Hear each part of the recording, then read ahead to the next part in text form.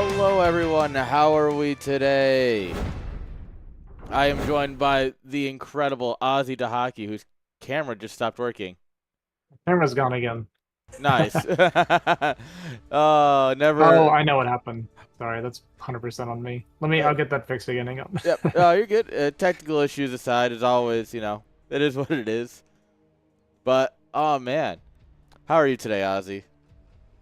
I'm doing good. I want to say that I'm excited again for StarCraft, but I mean, that kind of goes without saying. I feel like I'm always saying this. I'm just always excited for StarCraft, so maybe I should stop pointing it out every time. And I get what you mean, though. It's definitely one of those where it's like, you sit down, it's like, oh man, we got a great game. We have a lot of great players signed up today. So the idea of all of them, you just get to see, it's going to be some good StarCraft. Yeah, absolutely. Yeah, we're gonna have some really good games later on, 100%. Okay, I got my stuff ready. You're gonna have to crop me out again here.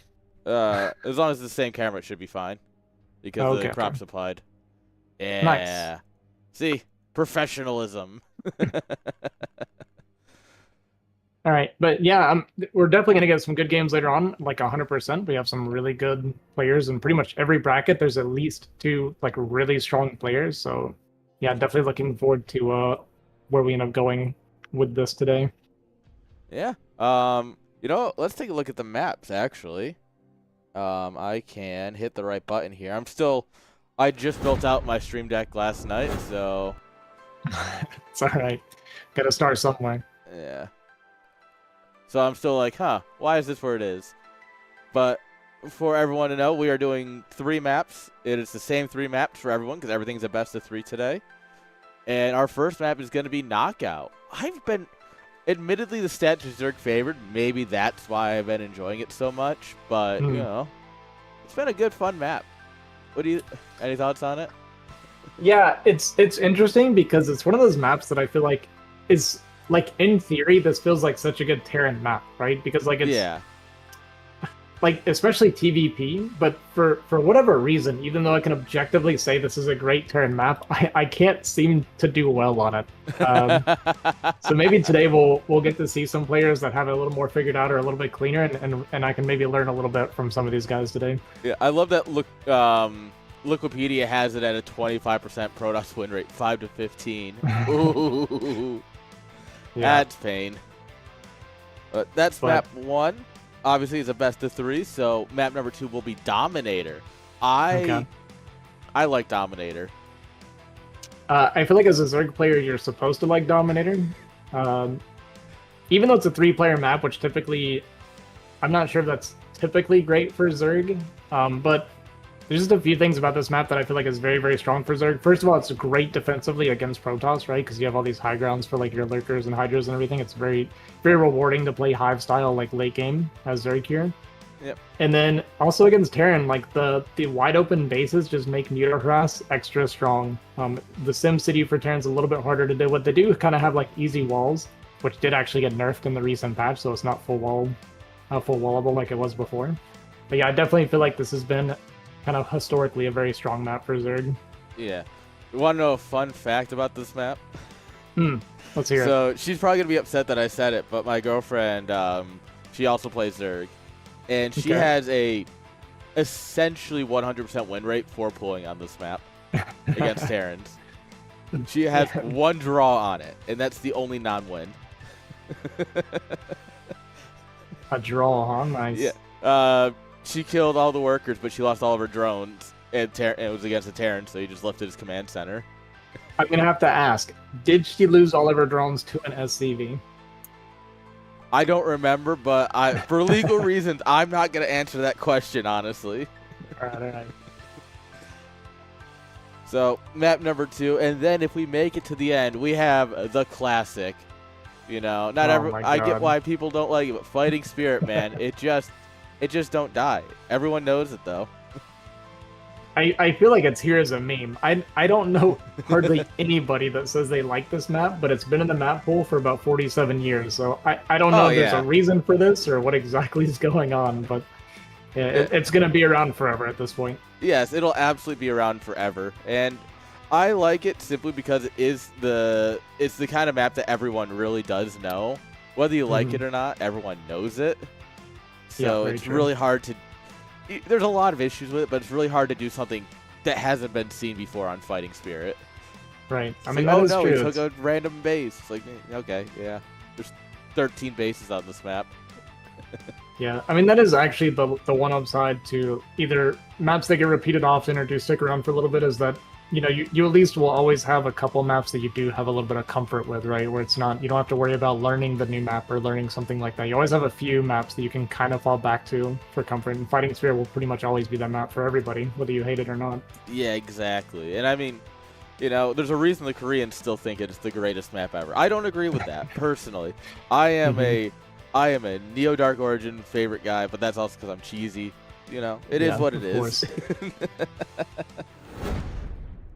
Oh man, Doodle is just running a couple minutes late, so we're gonna be casting Raspberry versus Doodle here for our first game, and he said he just needs a couple seconds to get logged in.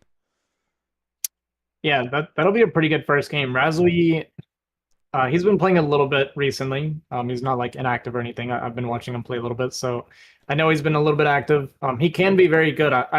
I've played Raspberry quite often. I've watched him play quite often in Discord and stuff. He'll hang out with us sometimes, so I know that when he's on point, he can be very strong. Doodle, when I think of Doodle, I think of just a consistently always strong Protoss player. He never really feels like he has bad days. No, Doodle shows up and he does his thing, and it's just good. Doodle's a very strong player.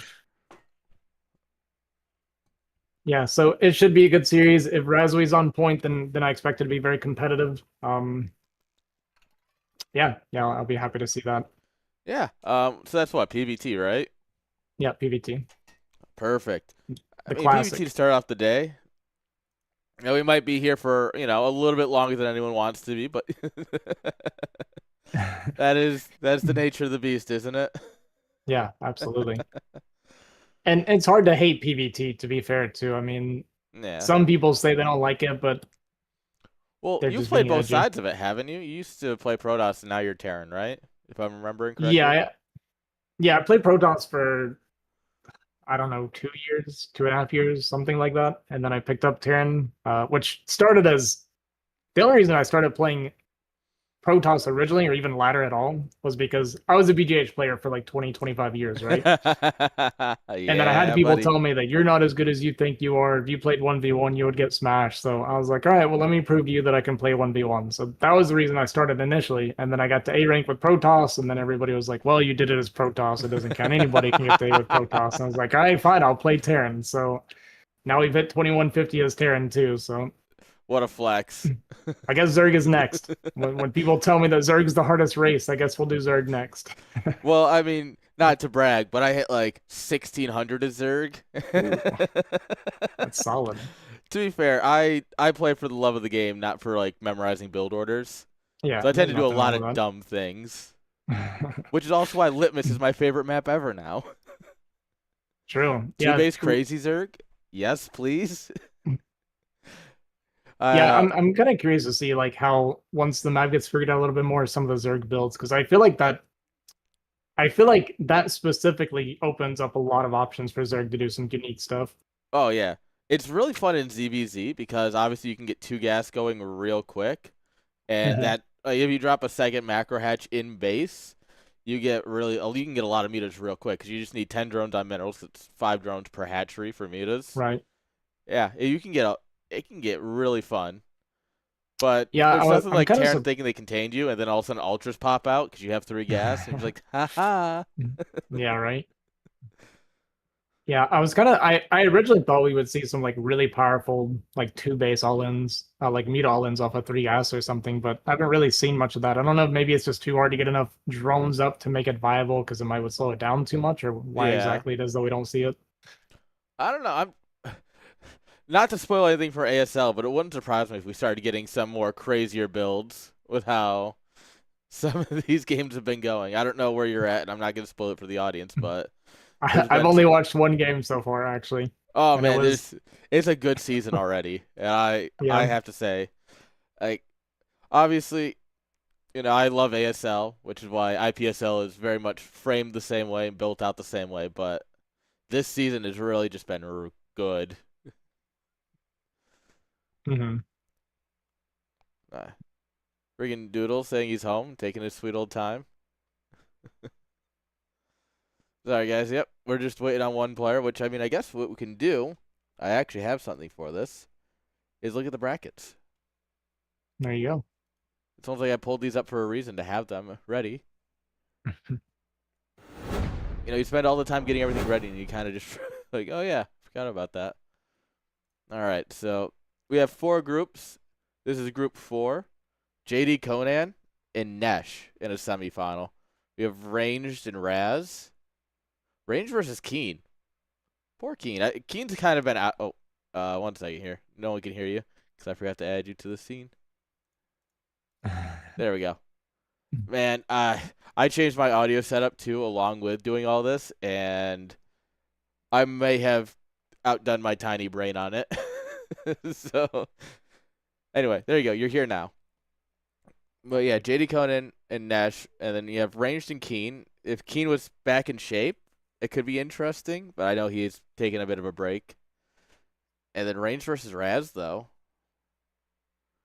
Yeah, I'm expecting a JD Conan Ranged finals in that group. I'd be surprised if it's anything else, but it's not impossible for sure. I mean, Raz's PvP can be very good too, but it kind of comes down to how good Range is playing. When Range is on point, he is easily like a solid S player. Okay. So yeah. I Keen can has see beat that. him before in K League, very rarely, but he Yeah. has done it. Group 3, we have Eon Zerg. Klauso, I think, is a favorite on that side. Dexter and Wolfix. Ooh. Yeah, Dexter Wolfix. That's actually a good What good one too. I'm not sure. Between Dexter and Wolfix, I kind of lean Dexter, but I'm not I haven't watched them play each other enough to actually be able to. Mm-hmm. So normally I would lean towards Wolfix actually, just from the amount of time I've spent with them. Because I do hang out with both those guys, or at least I used to hang out with Dexter a fair bit. But obviously hang out with the Wolfix a lot. But he's not been active. His motivation to play has been basically the bare minimum. So I'm gonna go ahead and lean pretty heavily towards Dexter, but my heart's with Okay. Wolfix on that one. So a Dexter Eon Zerg finals probably. Yeah, most likely. Nice. It looks like Doodle's here, so we'll just clean this up real quick. This is actually the group we're casting here, Doodle and Razery. Winner against Skizzy. I know Poppy's a great dude, but he's absolutely a community member, not a pro player. I love Pop. Pop, he comes to CS LAN every year. Cool dude. Dragon and Havier, and then Zeddy and New Ocean. New Ocean's Yeah. been streaming a bunch too. Yeah, he's been streaming his 2 gates. I 2 gate good unit.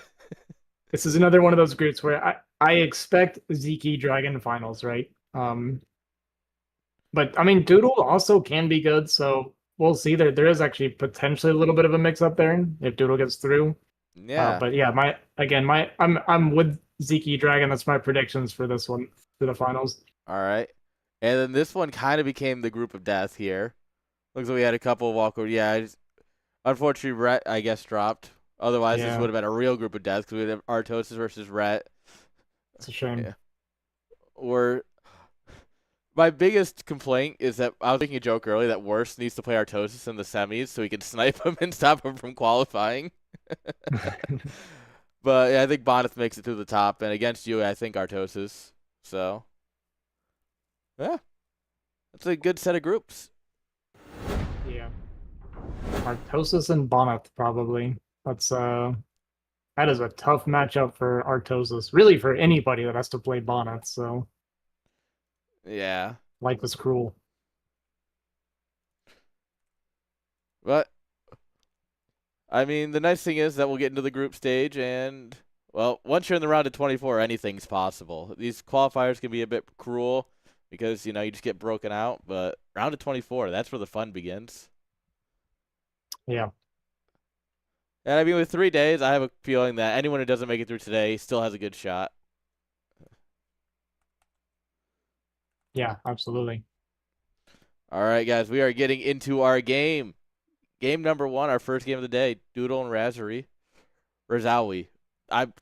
It sounds like you're like a kid Who knows? struggling on a word. You know what I mean? That's what I feel like. And so I'm just like, nah. I feel like I'm mispronouncing it all the time. But let's get right into the game. Do you want to do intros? Sure. Yeah, here spawning in the top left, we're gonna have our Protoss player Doodle, and his opponent here on the top right, the Polish Terran IRK Razui.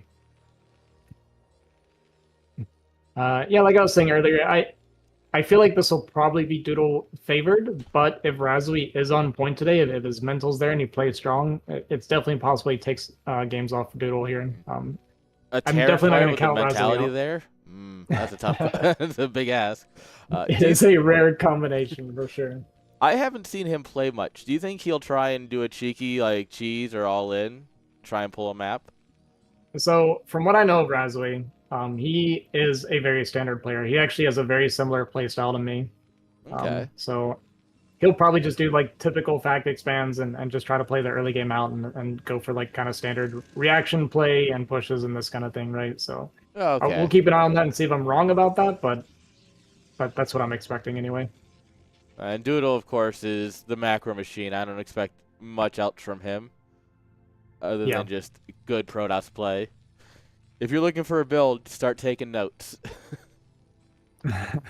Yeah, and that's actually a good thing to point out for both of these players, really, for any Terran or Protoss players that maybe, you know, D rank, C rank, that kind of thing, trying to learn a little bit. These two guys, I expect a lot of standard play, and it's going to be like solid standard play. Doodle, especially, like I was saying earlier, Doodle is like one of the most consistent players, Protoss players that I think you can really run into. Like, we're going to see like normal, more or less Nexus timings on maybe a little bit of variety there, but it's going to be like shuttles and reavers and that kind of thing. I think it's a solid style to play. You're good at it. Yeah. I think in my head, in the foreign scene, it's like Doodle and Semi are just kind of these bulwarks that they just play Protoss, and they do it very well, you know? Yeah, Semi is a bit interesting. Simi has some interesting builds that he can fall back on, especially PvZ. He hates that matchup so much that he just does some of the most random builds that I've ever seen before. Yeah, that's absolutely true, but I guess it's more of his PvT, which I guess is important for the matchup we're casting, but yeah, Doodle more so than Semi, but yeah. Yeah, I was actually a little surprised that we're going to see Factor Twin, maybe because it's the first map of the series and they want to kind of settle the nerves a little bit, because this is actually a very, very good map for 15cc or even 17cc if you want to do that. Yeah, because you have like this little dip, right? Yeah, I was actually testing it out when the map came out, and there's just no way to get goons to get high ground shots on a bunker if you place it like here. That's exactly it. So the only way you can do it is you can have a goon on the other side to give vision, and then have goons down in the valley shooting it, but you're going to have that missed shot, right? So you're going to do way less damage than you normally would forcing repairs. Yeah. So for this reason, I think 15cc is super, super strong. If you don't want to do that, there are also some builds you can do. If you want to rush like tank or something like that, you can usually skip the bunker, right? Because you're forcing goons to come up the high ground as well. So there's just a little bit of optimizations you can get done as Terran. Yeah, I think especially as time goes on, this map's going to give us some very greedy builds from every race. Right? Because like, if you 12 next here and you put a cannon, Terran's not getting up here with Vulture-Marine, right? Right. And Zerg, you just build a Sunken and then you're set. Yeah. I actually played a game against Worst recently. He did the Forge expand with a cannon. I just tank pushed it, but yeah, I do think that in most cases, this Nexus cannon build also is like super hard to break. Wow. But yeah, both players just playing super standard instead, right? Like I said, I think they just want to settle in. You know, it's the first game of the tournament. They want to be comfortable. Don't want to do anything weird, even though the map kind of leans towards favoring that. So yeah, there's no tournament life on the line here at all. This is the first day of the first game of the first day of qualifiers. So even if it's, you know, you lose this series, you still get 2 more qualifiers. This is like, all right, we're gonna get into it. We're gonna start feeling it. You know, if you lose this map, then it's like, all right, pressure's on. We gotta win. Yeah. Yeah, absolutely. This bunker actually was a little bit too close, by the way, that the goons could have shot. Yeah, with range, can't you hit it from here? Yeah, but it's not really that big of a deal. A lot of times you don't even pressure the bunkers, especially when you know that a vulture got out. He did get some damage on, he caught a little bit, so this is something that is really good for Protoss to do, is kind of track that vulture as best you can. And because the more you keep it away, the more shots you get on it, the less likely they're going to be able to get mines where they'd want them like at your third and in your attack pass and that kind of thing. Yeah, Doodle's doing really good to make sure his goons are out here in the main areas that the vulture will run through. You can come up here and try and plant a mine. It might come up here to try and get mines over on the bridge. Bit of a push coming out, though, with the tank here. This might be just to kind of push goons back a little bit so he can get the mines where he wants them. Yeah. We'll see. Like, maybe you can catch the Protoss being a little bit greedy. It's going to be a single tank and continue to rally vultures. He has a 2-fact right now, so he might try to get a contain on this ramp.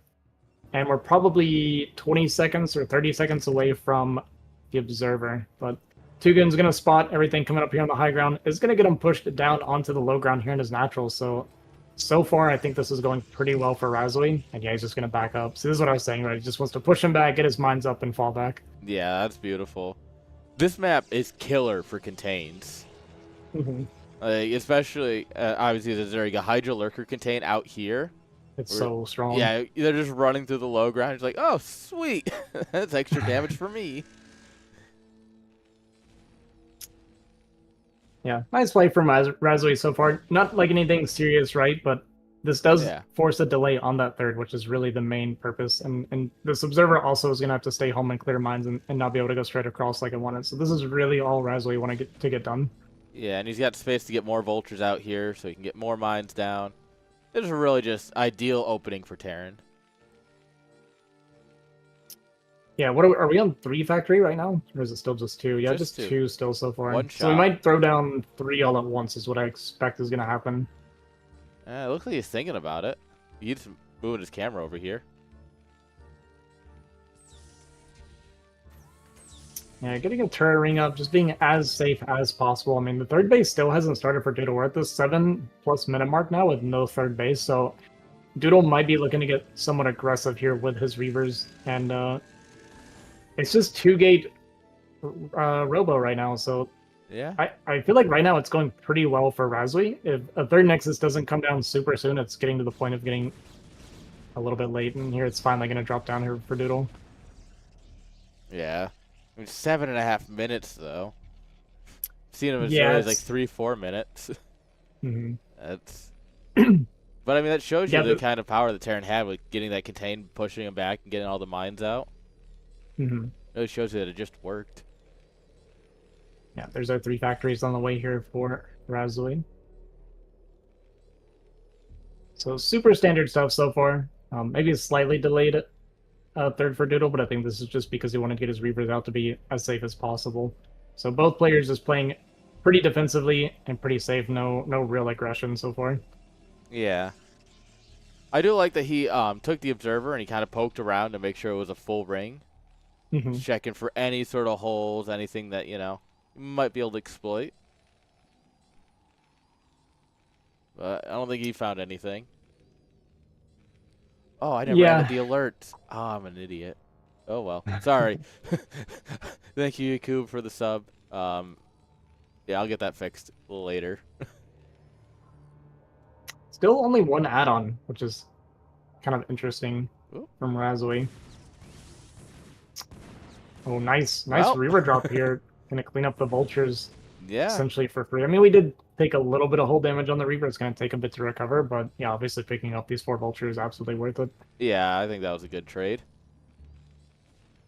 Right, there's a starport from Razui. The starport tells me that Razui is not going to be committing to a push, which is kind of what I expected, but yeah, this is leaning more towards we're going to take a third and continue upgrades. Yeah, we should see a second armory here probably within the next, 30 seconds to a minute, if my timing is right? Something like that. It's usually right around when you start the sci-fis when the extra armory comes down. Technically, it's a little bit sooner that you would need it, but not by much. Oh. And that's how a man clears mines right there. Base tanking the mines is the real Chad way of doing it. Nice rerun low, gonna pick off that tank on the front side. Looks like Razui is gonna be able to push the shuttle back, so he's gonna be able to clean these 2 Reavers up. A little bit sloppy here, though, from Razui, losing a tank on the bottom as well. But he does clean up the 2 Reavers, cleans up the shuttle, cost him, what, maybe 2-3 tanks, a few Goliath. A little bit expensive from Razui, but I think overall I'd still say it was good for him to clean those up. Yeah, it was worth it to try and get this position here. If you want to either claim the mineral only, or he might even try and go for 12 o'clock, although I think that would be a little silly. But it's a Terran player, you know? This feels a little ambitious from Razui to me, with how little army we're pushing out. And we're also coming through the low ground, which I don't really personally like. Yeah. We do have the eBay here to soak up some of the damage, which is really nice. But with only 4 tanks here, the DPS output's a little bit low. So I'm not sure how much of a commitment this is. What do we got going on at home there where Starport was? Are we just continuing sci-fi and everything too? Yeah, so we are expanding and continuing our tech, so this isn't a full commitment to a push, but yeah, losing all these units for this, kind of painful. Yeah, this is not the moment to trade out army. Not when you have 5 tanks. Yeah, I'm surprised he committed to a push like this while teching and expanding. I don't mind like a little bit of pressure and kind of leaning on him and making him worry about it, but I'm really surprised he committed through the low ground and lost a bunch of these tanks. Yeah, now it's going to be incredibly hard to hold this 3rd base. Exactly. Gonna try and get some turrets up. Has a few mines to kind of buy some time at least, but yeah, it's going to be a little bit tough. We're going to be resetting, like our tank count got reset, right? Our gas is reset. We're retaking this mineral only, so we're not going to have a lot of gas. And I'm just a little bit worried for the longevity of Razui in this game. If he is not able to hold this, then the game's kind of just over. There's no 4th base in the way from Doodle, though, so if Razui does defend, then it's actually looking pretty good for him. Yeah, it looks like he got the probe trying to build that base, but I think it's just Dragoons have something to say about it.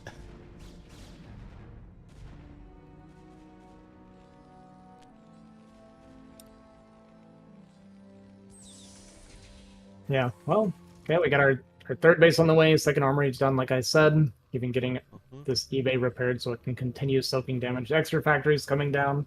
Like I said, it's being on only 2 gas. We're not going to be able to get that 3rd add-on for additional tanks for a while, running double upgrades like this. We hear a million scans go down. Yeah, to get he is. All of the information that we want. He has seen everything. And now you know how dead you are. Congrats! Yeah, and 4th base starting after Razui's mining his 3rd doesn't bode super well for Doodle from the macro side of things.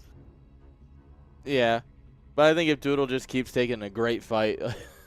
If Raz wants to throw more army away, I think it's still fine for Doodle. Yeah. Yeah, I mean, Razui might just sit here from here, honestly, wait for his 2-1 and max out and just have a really powerful push. We did see the Doodle was going towards that shuttle style, which is typically what he does. Yeah. It's not super surprising there. Well, shuttles are really good, especially when they're full of Protoss units. And we have this kind of, I'm just going to call it a weak turret ring, which is pretty standard, but there's no mines, right? Which is part of the problem. Like, the shuttles are always going to be able to get in, the turrets are going to put timers on it, but you need the mines to get damage done. And yeah, great targeting from this Reaver, going to kill 4 depots at once. Yeah, I love that he didn't even bother going for the SCVs, knowing they were going to get pulled immediately, and just was like, let me get some real damage done here. Yeah, even targeting additional depots with the Zealots. All right, Doodle, please stop. This is bullying. I mean, that being said, we traded out a lot of resources to kill a bunch of depots. So as long as Razui's good about getting these restarted pretty quickly, the supply, at 150 supply, this is more than enough to hold a max supply Protoss push. Do we have our 2-1 already? I think we might.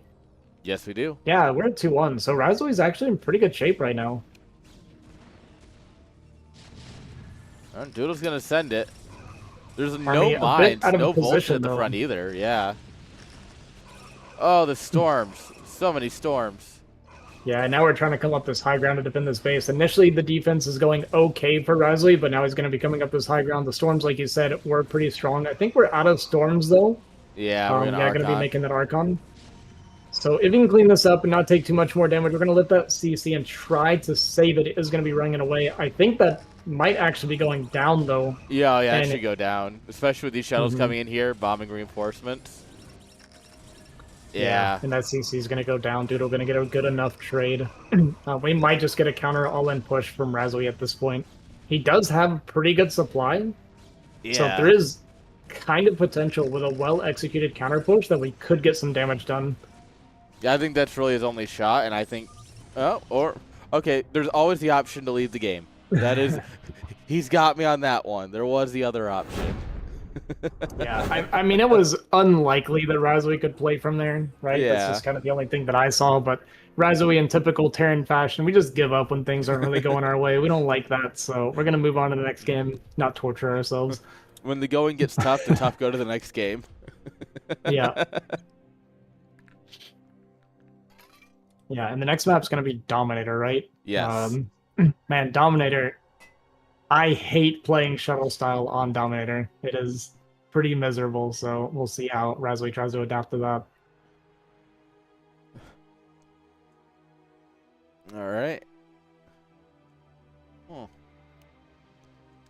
I wonder, like I was saying before, I wonder if he's going to try something crazy. I get that he probably won't because, you know, sometimes it's a lot harder to cheese if you're just not used to it. Yeah.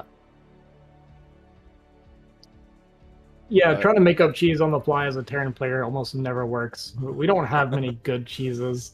No, which is why I would never play Terran. Yeah.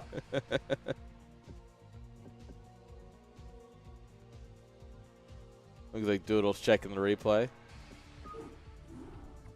Oh. There we go.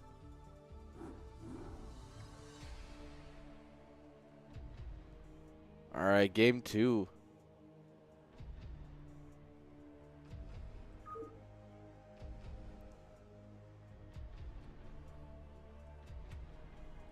Man, it's a good day for StarCraft. It just feels like everyone's excited for IPSL.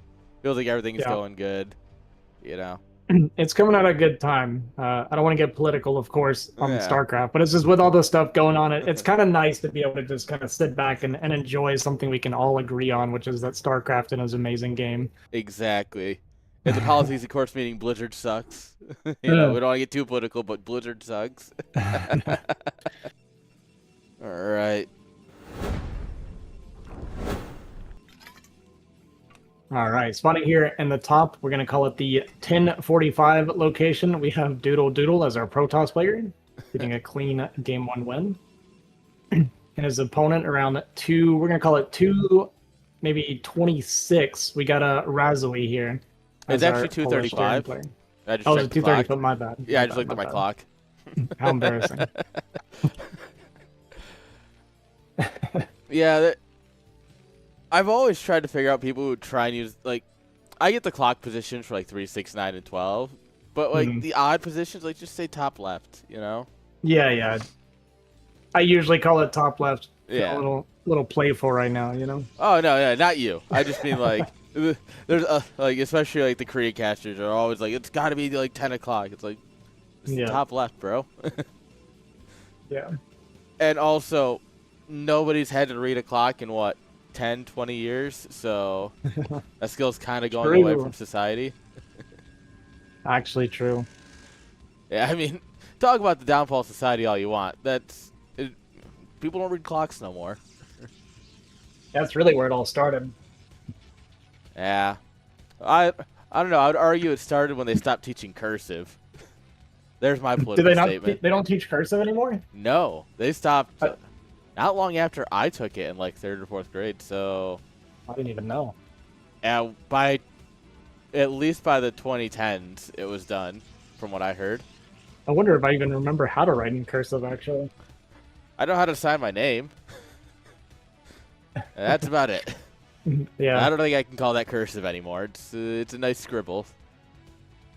Yeah, my wrist has become so weak with writing because I just haven't done it since school, basically. But when I do have to sign something, my hand gets tired before I finish writing my name, so I just kind of like blob the rest of it. Yeah. My signature is a nice couple of squiggle, and then a line for the T, and that's it. Okay, yeah, we are going to get some Zealot pressure from Doodle. I was going to mention, I kind of expected this a little bit. This is also an 11 gas from Razui. So he's going to have that faster factory, but he's going to be a little bit cut on the eco. And are we actually going to save Zealots, or is that a mistake? That's pretty interesting that it's staying at home on the ramp to start. Yeah, I don't know why you wouldn't just walk right across with this, unless he was maybe worried that there was already a scout out and he wanted to stop it or something, but even then. Yeah, not sure. Yeah, I mean, maybe something like that wants to hide that he's getting a second Zealot, but it did start coming after a little bit. So, I mean, that may be it. Maybe he was just worried about it getting scouted and wanted to... Yeah. Oh, there's actually going to be 3 Zealots, I think, from Doodle. So lots of aggression coming from Doodle, going to try and control that ramp. But this is part of the early game kind of annoyance to TVP, is just reverse ramps are always a pain. It encourages this Zealot harass thing, get goons to the high ground before you get your own high ground, and yeah, it's just such a pain. Yeah. And I mean, the reverse ramp maps are super weird for this kind of stuff. He went for add-on before Vulture. He was planning an FD push, I think, but this is going to come back to bite him with all these additional Zealots coming. He's going to really wish that he had made a Vulture. Yeah, I wonder if maybe he's also concerned about getting locked out from his high ground, and a tank kind of doesn't care about your high ground advantage, you know? Kind of. You still want to get the Vulture out because you just continue Marines and get the Vulture, and you only need 3 Marines, right, to fight off the goon.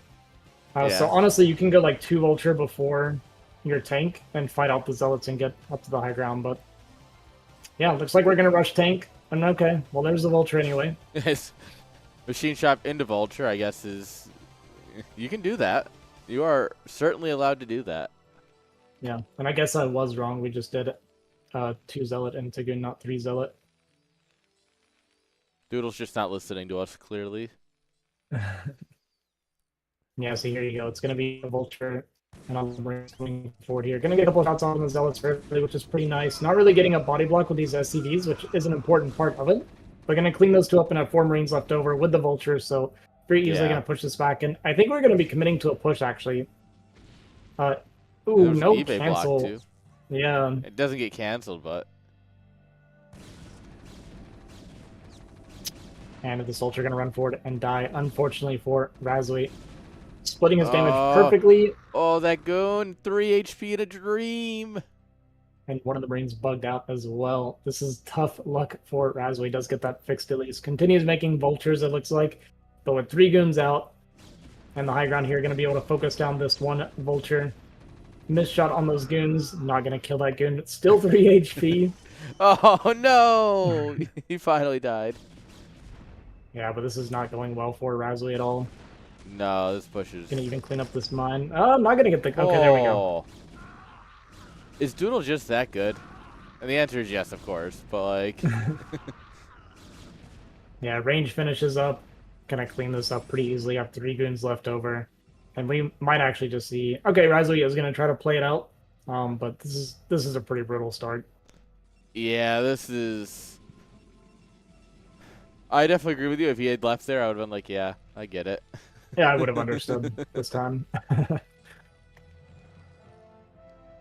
But, I mean, tournament life on the line, obviously, like we said earlier, it is just qualifier day 1 of 3. But sometimes it's really worth just playing it out, seeing what happens. Yeah. He's going to at least clean up that goon for 1 Vulture, so that's a nice trade. Doodle trying to get a little bit of a mine sweep there is going to get that. It's one of those things, by the way, where Doodle didn't need to do that sweep at all. Oh, we're going DT drop. Nice. Yeah, no, Doodle's just flexing while he gets ready for his DTs. And a Stargate this quickly? Interesting. Yeah, that Stargate being that fast actually made me question if this might just be straight to Arbiter then instead of DT drop. DT recall at 8 minutes. Yeah, he might just go Observer straight into the Arbiter instead. I'm going to keep an eye on whether or not he makes a shuttle, but right now we just don't have the gas that we would need to really make everything. Yeah, he's just now getting his 2nd gas, so I'm getting his Citadel, Templar Archives, the Robo, and the Stargate. Man got every tech building. Yeah. It must just be Arbiter. we're just really hurting on the gas, so we're gonna call it suboptimal. So we're just gonna go straight to the Arbiter, no DT drop or anything like that. Continue making goons, which I guess is part of it, but he wants to be safe. Yeah. You got to keep up enough goon counts where Terran isn't going to push in and go, where's your army? And then just kind of send it across. You got to make them think you're still playing a normal game at least. Yeah. And it is a little uncomfortable for Doodle because he knows there's mines out in the front of his base right now. And you don't know if Terran's coming at this point. He's actually completely blind. And Terran does have a decent staging point for a push with these forward mines already. Yeah. So I can understand why you're not comfortable cutting units here for your tech. And it looks like Razway's going to do exactly that, so it's going to end up being the right call for Doodle. Yeah, and I mean, these pizza slices also make it really good because you can just set up on one, kind of poke forward, and then you fall back and you have high ground to sit on. Yeah, he's just going to use those mines, I think, that are already currently kind of blocking Doodle from the space and just try to push into the high ground here. If he gets up on this high ground, this is going to be pretty good from Razway, but... Doodle doesn't even hesitate, just instant cancel. I think that's the right call from Doodle. I think trying to defend this before he had his observer out is too dangerous. He doesn't know exactly how many mines are in the way. So this is just the safer call. Raz going to go over here and check, like, did you actually have another base? Is this your fourth and not your third? I think he's starting to piece together that something's wrong in terms of, like, I don't see an observer yet. I don't see that many goons. You just canceled your third base. Yeah, when you're at 9 minutes without a third, the alarm should be going off for Razway. But right now it's, how close are we to scans from Razway? We should have some, or just starting our academy after.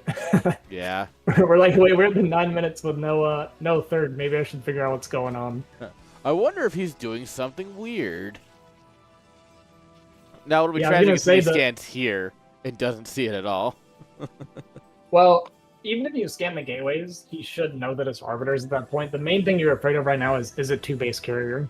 But once you see the gateway count, you can kind of surmise that it's arbiters.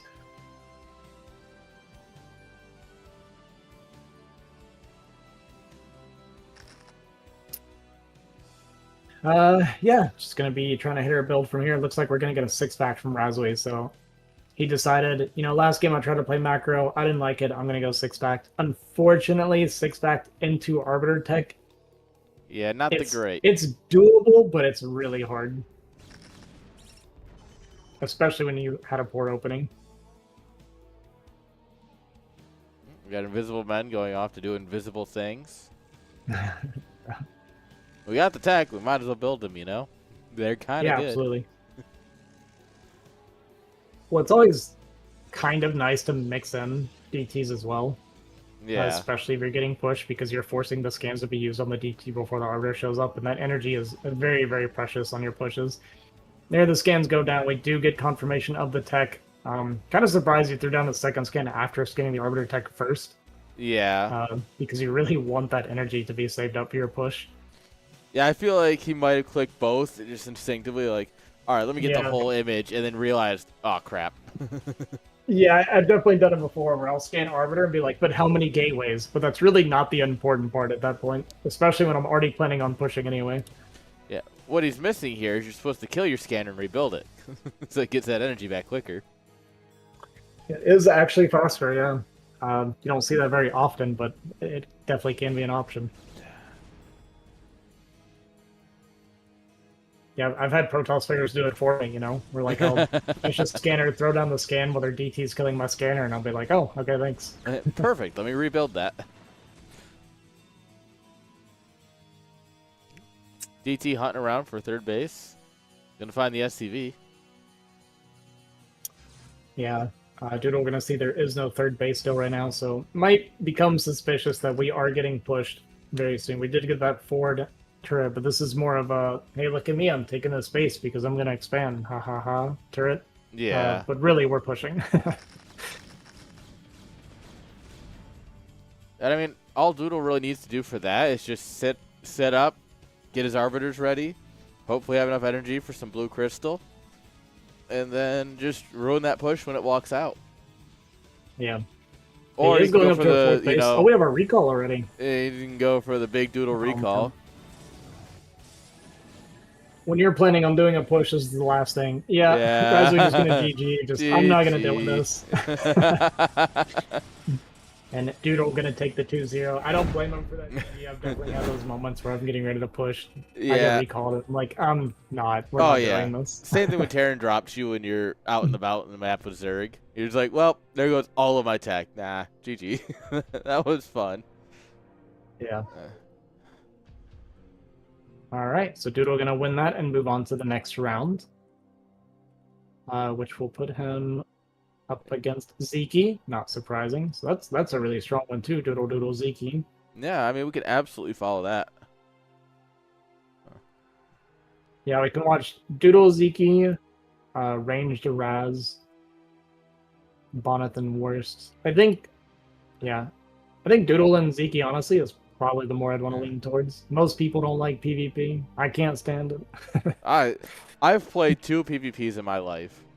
Yeah. And one, they were both against someone who I would I crush him with my main race.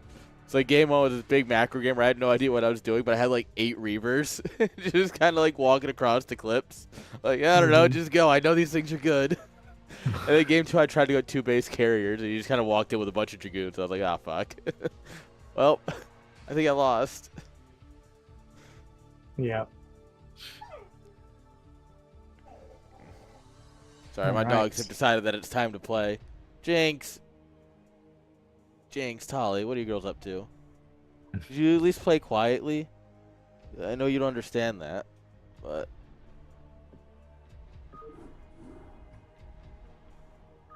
Alright.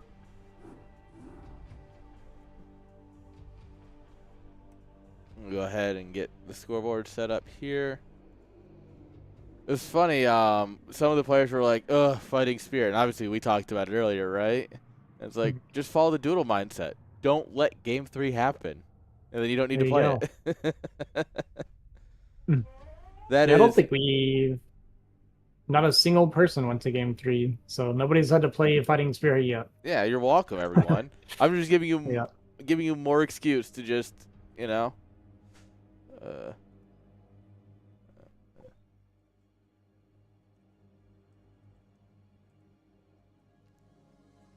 Yeah. All right, I'm just grabbing. I think it's because he was AFK, so just hit that real quick. Yeah. Did either Wolfix or Yui actually show up? I have no idea. That's let me check the chats. I don't think they did.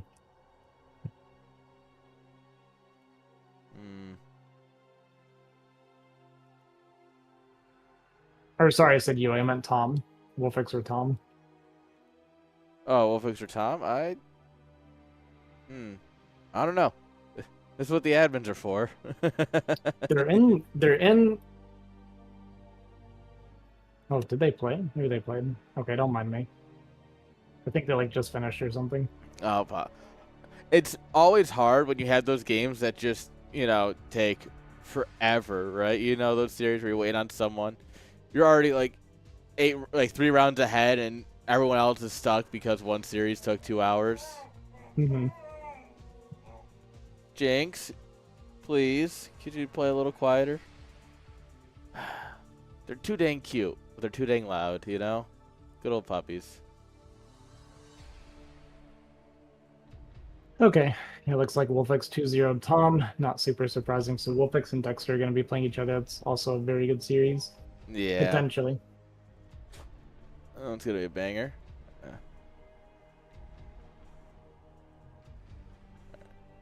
Oh. I just got a new keyboard, and it's like a super tiny 75%. Like, it's nice aluminum from Razer. Guys, !Razer. If you want to upgrade your gaming, we are affiliated with Razer, so check them out. But it's hard because I'm not used to the small keys. I'm used to the flat, but I'm not used to the small keys. So every once in a while, I'm like hitting shift instead of arrow and stuff. Yeah, it's one of those things where it's like objectively good. I can see that. But yeah, the same for me. If I ever downgrade to something smaller, it's just like, it makes me feel like my fingers must be really fat or something. Oh, yeah. I had the issue at CS LAN where, because I'm used to a low profile keyboard, I would move my hand across the keyboard and hit like 4 keys while observing. So it was like enter 00 dot, and I'm like, sorry, chat, give me a second here. I'm just stupid. But on that note, we have some PvP to watch. Oh, PvZ, sorry. PvZ. We got our boy PvP. Doodle Doodle winning 2-0 against Razwy here, spawning in the top left. And his opponent making his final run in BSL, I believe, this next season. We're going to have the Zerg Phenom Vyncke. Is he stepping away from playing? Yeah, he said it's BSL 21 or bust. This is it for him. I could see him doing it.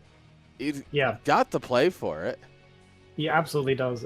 And part of why I point that out is because Vyncke is practicing very, very hard lately.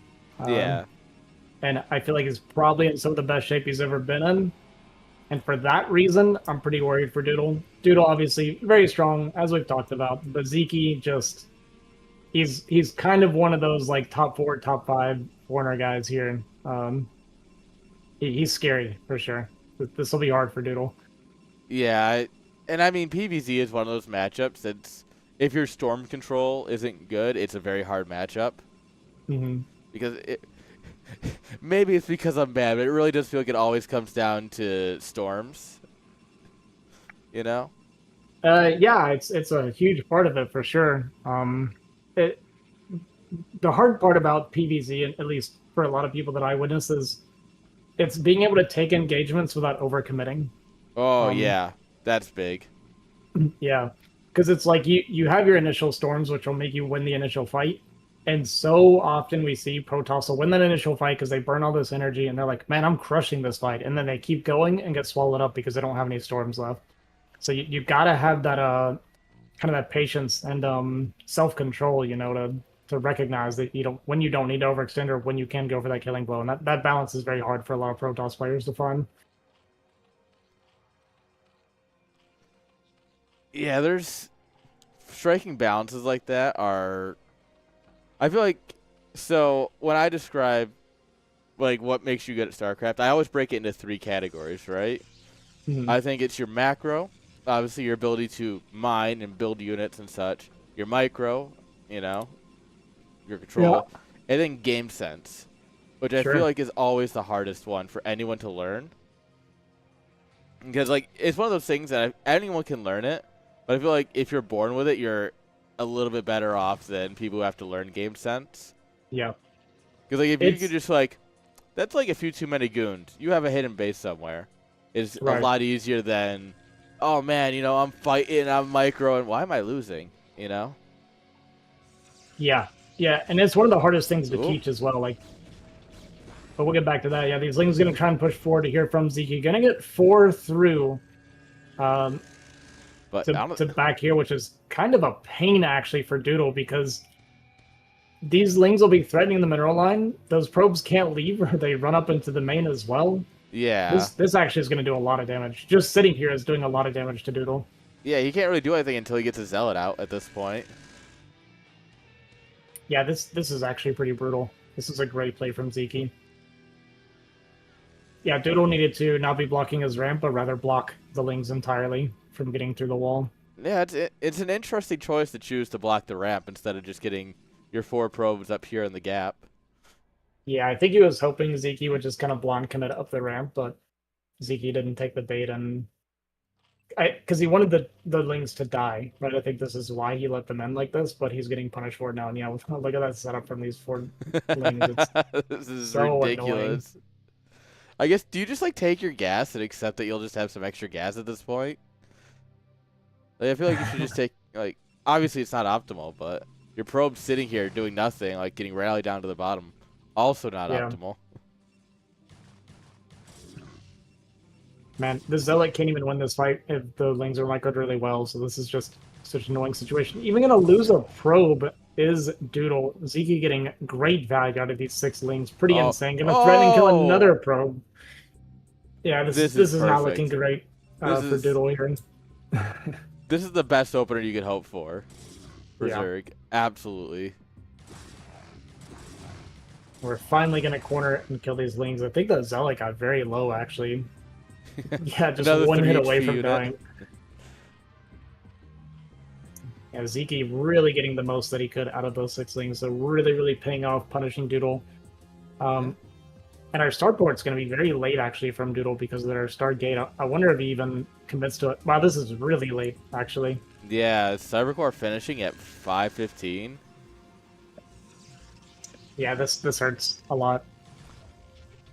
What are your thoughts on Stairless play? I mean, it can be good in a lot of situations. I'm personally not a fan because I feel like realistically, in theory, if you're good with your Stairs, it's just always good to go for them. But I mean, there are some Stairless options. But Doodle pushed out these 2 Zealots thinking that he wouldn't have made more Lings, you know, trying to maybe force some more Lings and losing both those Zealots. Yeah. It really, really hurts because... He made more Lings, that's for sure. Yeah. But losing these 2 Zealots like this sucks for Doodle because Vyncke knows that he's cleared the first 2 Zealots. And he can just drone without any threat of Zealots for a while now. Yeah, this is the most ideal moment for Zerg. Protoss can't be on the map for another 3 or 4 minutes. You have all the time in the world to macro up, get your drones, get your overlords, get some mutas, apparently. I have a feeling we'll see. Yeah, we're on 2 gas, so he's for sure committing to the muta. He actually might just straight up Ogre Zerg through here pretty soon. Yeah. But it looks like he's going to be committing to the air for a pretty long time, at the very least. I like mutas in this matchup. It does feel like recently, by recently I mean the last couple months, Protoss have gotten really expectant that Zerg are going to go mutas. Like, I did mutas, you know, 6-8 months ago, and it was cool. Now everyone's doing it, and I did it before it was cool. But it's just, it feels like a lot of people are going double Stargate these days. Obviously Doodle isn't, but I feel like he's going to regret that now that he realizes there's mutas on the way. Yeah, he did react very quickly, so he doesn't lose that Corsair, which is pretty crucial, because if he lost that Corsair, the game actually pretty much just ends. With this one cannon on the bottom. We have 1 set of Scourge here. Well, ooh. That was unfortunate. Yeah, he actually might just... He's not going to, like, die from here, but he's kind of dead from here. Yeah. This Corsair is going to take a bunch of damage. This mineral line's not going to be able to be mined from potentially ever, actually. If Vyncke wants to keep committing to air, then I don't see how he retakes this natural. Yeah, I absolutely see you can win for Mutaling from here for sure. Yeah, I think he had already been committing to like droning and Hydra. We're gonna get the 5-hatch Hydra, so this is gonna be a pretty heavy Hydra pressure. I think the way Vyncke is doing this right now is the game's been going so well for him. It's been getting so much value that he should be able to finish him just with 5-hatch Hydra from here. And I actually kind of like that thought process if that's what he's thinking. Oh, absolutely. Now, Doodle's going. Oh, we're going Reaper. Yeah. Interesting. I mean, what do you think about the cannon placement in his main? Oh, this cannon placement? Yeah, that's it's interesting. Well, you got coverage, that's for sure. Oh man, killing all these Corsair again. Just 1 left. Once again, we lose all of our Corsairs. Yep. And there goes this the last might just one. Be over. Yeah, GG is going to be called. Yeah. Wow. It was clean and well executed from Vyncke. That was pretty brutal, actually, from the first 6 Lings onward. Yeah, that was good. Oh, so we were talking about earlier, it looks like Dragon 2-0 New Ocean. Yep. Expected, but... Huge upset. Yeah, I know. I had hoped that he'd pull a map, you know? Maybe make the games interesting. Although I think, to be fair, a 2-0 doesn't always mean it was an uninteresting matchup, right? Yeah. Oh, JD Conan didn't show up, so it's going to be Nesh in the finals of that bracket. So it's going to be Nesh versus the winner of Ranged and Raz. That's unfortunate for JD. Yeah, a little bit. Everyone's like, yes, no lag. And it's like, aw, one of my favorite Zergs. Oh, I'm an idiot. Sorry, this is, well, I'm an idiot.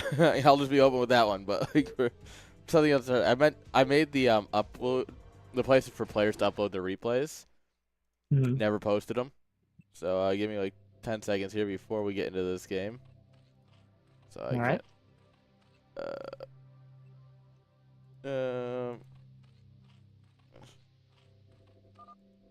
No one's four-pulling, so you're fine.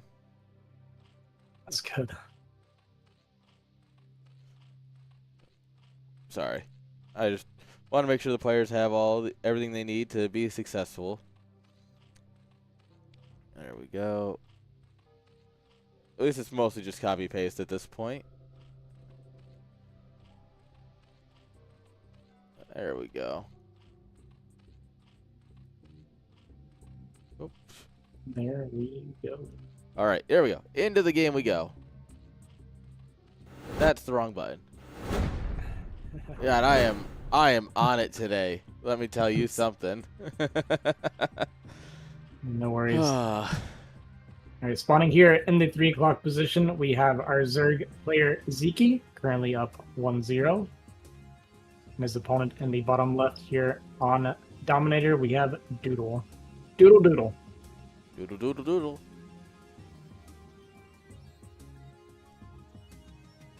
All right. Both players got the wrong way. So another it looks like we're probably going to get a Forge expanding in here from Doodle.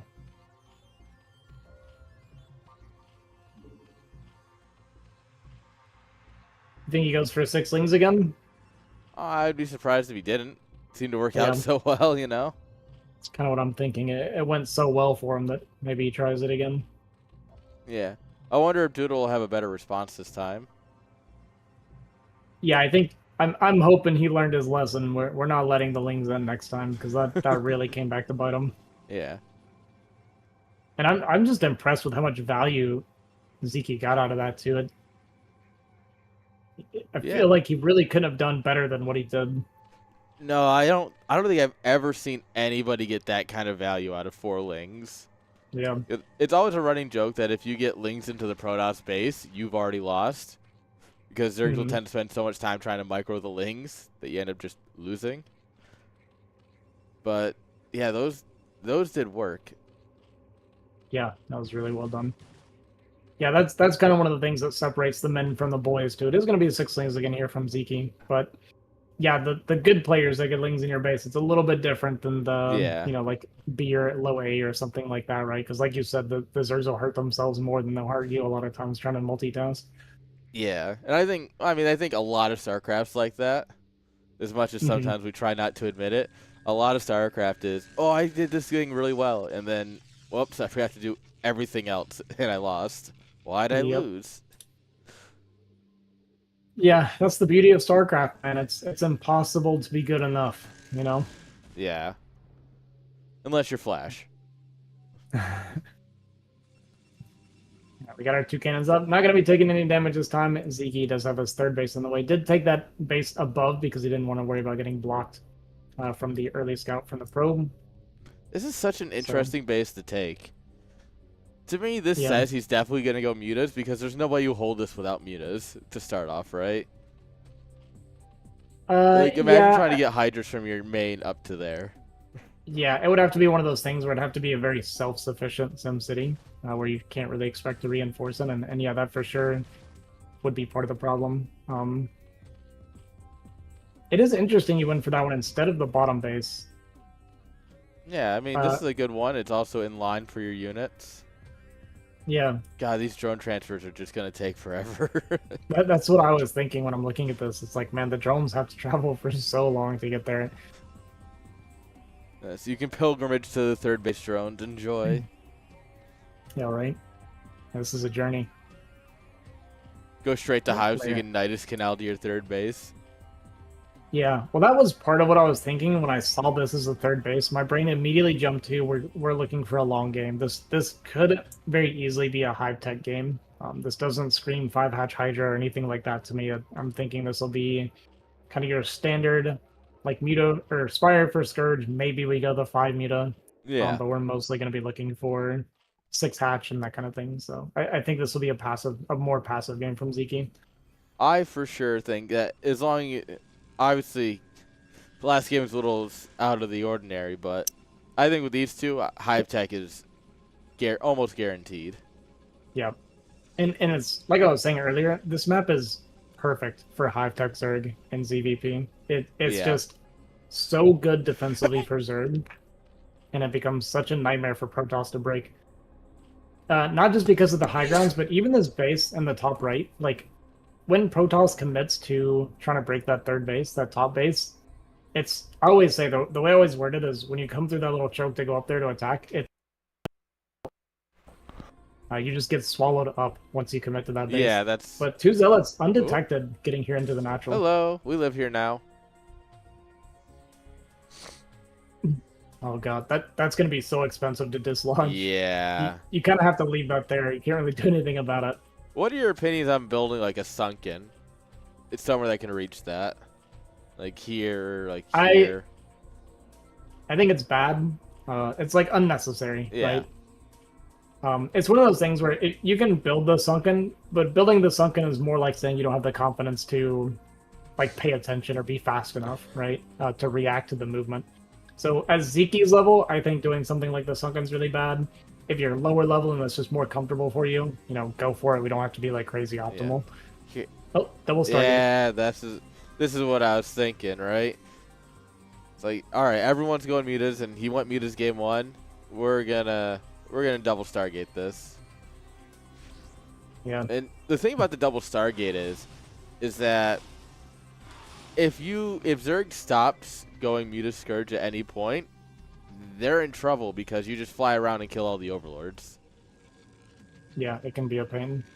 It does mean that, like, double Stargate is omega vulnerable to the 5-hatch Hydra build. Yes. But we're going support bay again, so Doodle really wants to do this, like, reverse air style against Zeke. So it gets up here. Looks like it gets a little bit of damage. I think we just killed a couple lings, though. Yeah. I think it was 2 Zealots, actually, that were up here. Yeah. But it was interesting what Zeke did. He made 1 Muta. A single Muta for those Zealots that were behind his mineral line. Oh. Wow, that was risky. Okay, we get hit anyway. Yeah, we still got hit. It looked cool, but we still took a hit anyways. And we need to consolidate our overlords now. We can't have anything out in the map or else it's all just going to disappear. Yeah. And he confirmed the 2 Stargate, so yeah, we're seeing some Hydras being made. If he continues making Hydras, that's him identifying, hey, you're not allowed to do this. With what my build was, I'm going to 5-hatch Hydra, I'm going to bust this. So we need to keep an eye on whether or not he's droning or continuing Hydras. And it looks like we are actually going to be droning. So this is a, I'm going to kill your wall Hydra push, and nothing else. Make you make some cannons. Honestly? Oh, that angle is crazy. Yeah. This is a weird wall.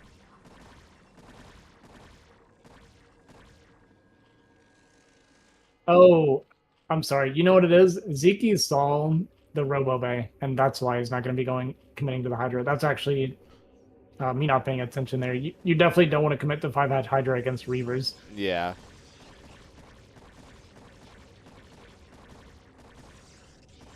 He's going to be able to protect the Forge, which is nice. We're going to have a lot of Corsair out on the map. We have 8 stairs. Just sniping Overlords. A little bit of micro. I hate this.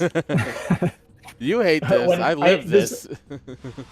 Yeah, well, that's what I was going to say. Because I do play random on BGH, this actually happens quite often when you're Zerg. Where you'll have someone go like 2 Stargate, 3 Stargate, Mass Air. And it doesn't matter if you have Hydras or Spores or whatever. Correct. They're just going to fly in like this and kill your Overlords. And it's so annoying to play against. Yeah, it's all fun and games until you have, you know, X out of 3 supply. And you're like, I have 3 hatcheries, so I have 3 supply. Let's go. Yeah.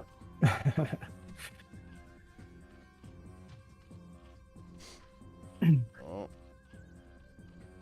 Yeah, this is what I was referring to. This is the danger of just not committing to anything if you know they're going to Stargate. Yeah. But it's hard, too. I mean, if you commit too much of the air, the Corsair do eventually outscale as well. Yeah. So it's a little bit hard to find that balance sometimes. So Zeke just accepts that he's going to take some damage, lose some overlords.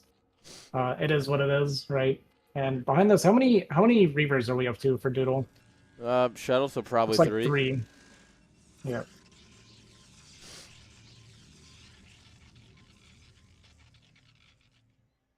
All right, Shuttle going to be flying around the map. Going to try and find some damage.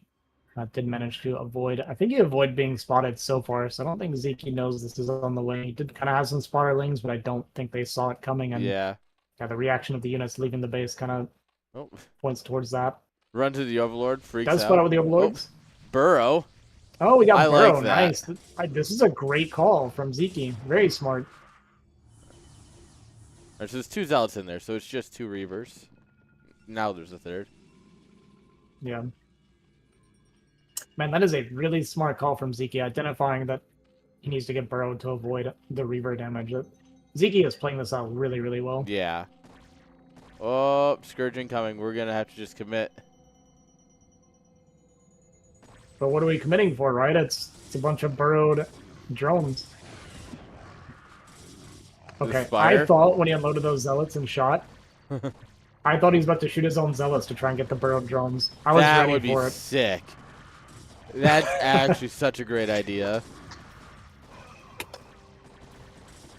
I'm surprised he didn't try and target down like the Spires. Like it's 6 shots from the 7 shots from the Reaver with regen.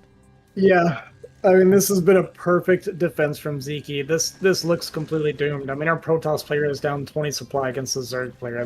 That's not a good sign. No, if you're ever down supply against Zerg, you something went horribly wrong.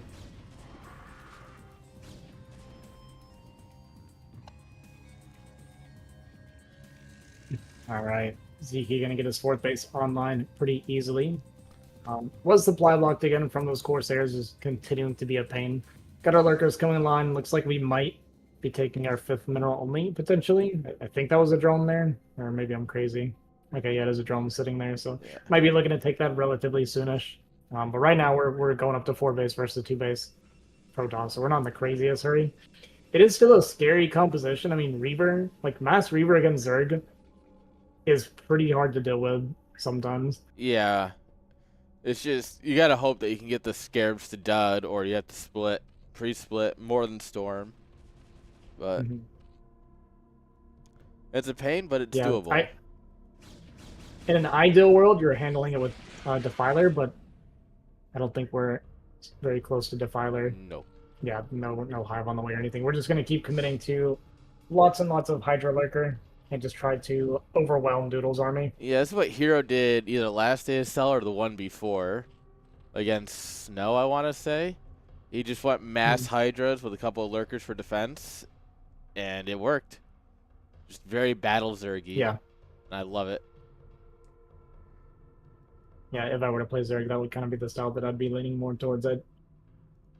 It's comfortable being able to attack all the time, you know? Oh, yeah. Which, is the one thing I hate about being a Terran player. I feel like that is not what I'm allowed to do. No, Terrans can never attack. There's too many times where Terran hits the unsiege button and it immediately dies. Oh, drop. I was gonna say, this is starting to look like a drop play the way these Overlords came over. So we're going to get a drop play, which is another great way of actually dealing with the Reavers. Trying to make them move side to side. We're going to have the Scourge here in between as well to potentially intercept the shuttles coming in. So this is a really nice setup here from Vyncke. All right, well, we do need to drop at some point. Yeah. And all the tech is down here. Here come the shuttles, going to get the Reavers out. One shuttle going to go down. Yeah. And, I mean, this actually looks like it's going to go okay for Doodle. Yeah, you should get this clean up eventually. The problem is, we're getting counterattacked at our 3rd base in the middle of this, so this is kind of a distracting push while our 3rd's getting denied. Yeah. Oh, and... That is a kill. Yeah, I think that was a kill. Yeah. So we at least clean this up, but losing our 3rd, and we even got these burrowed Hydras on the backside, by the way. Vyncke is being sneaky and obnoxious. And this is the way you should play Zerg. Yeah. Everywhere, all at once.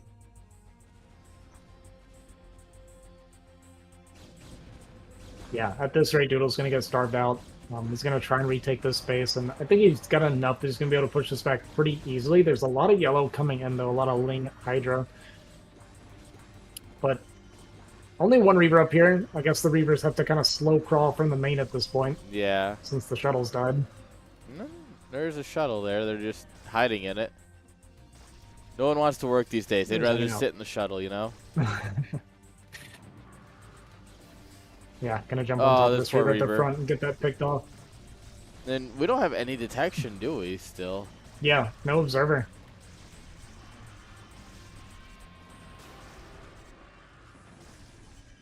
Yeah. Lurker's getting pretty good damage, but this is all kind of...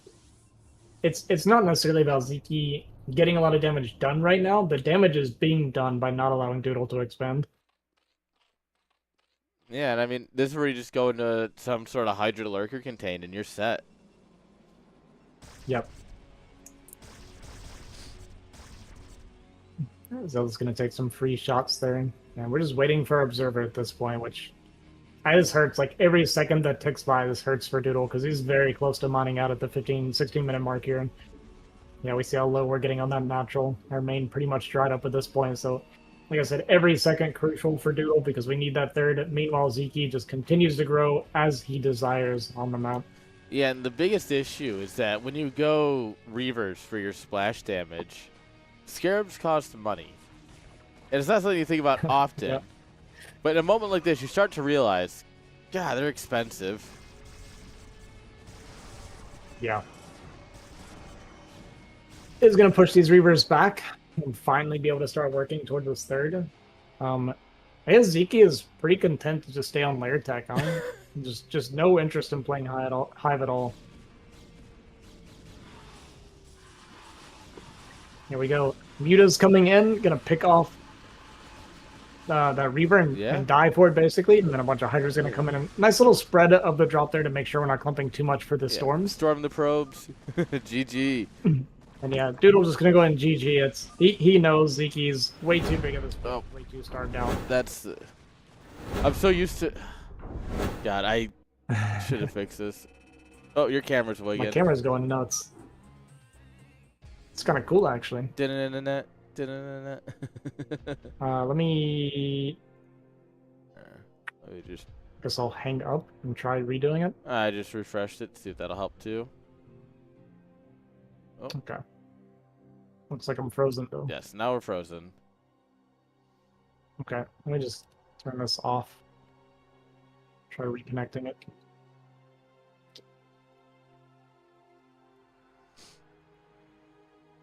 Skizzy versus Dragon. That's what we're looking at. Bonus and Artosis qualified. We'll have Skizzy and Dragon qualified. Eon Zerg's qualified. Dexter and Wolf still playing. Nesh is in the qualify, waiting on ranged versus Raz. That's a... Yeah, looks like Bonnet and Artosis already in their game. Yeah, so...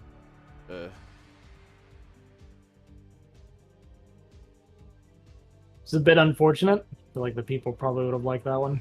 Oh, yeah, absolutely.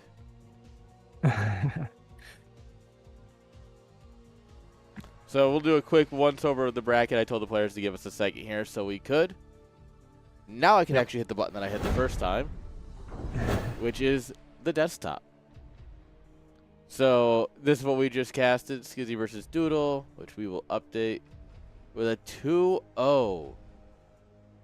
2-0. Poor Doodle. Of course, this is Bonus and Artosis. By the way, guys, if you do want these replays, because, I mean, these replays might be worth some gold right here. If you support us, if you go to our website and support with at least $10 a month, you gain access to all the replays for our events. So that's a great way to get those replays. If you want to learn, you want to practice a little bit, or, you know, you just want to take a peek because, you know, you might have to play these guys later. It's worth taking a look. If you want to hate watch, I'm big on the hate watch. Hey, you know, I'm not judging. You know, for some reason you don't like, I don't know, Yui. You can watch Artosis beat him 2-0. Yeah. You can see Worst take a map off Bonus. That might be an interesting replay to look at. Oh, did he? Yeah. Actually.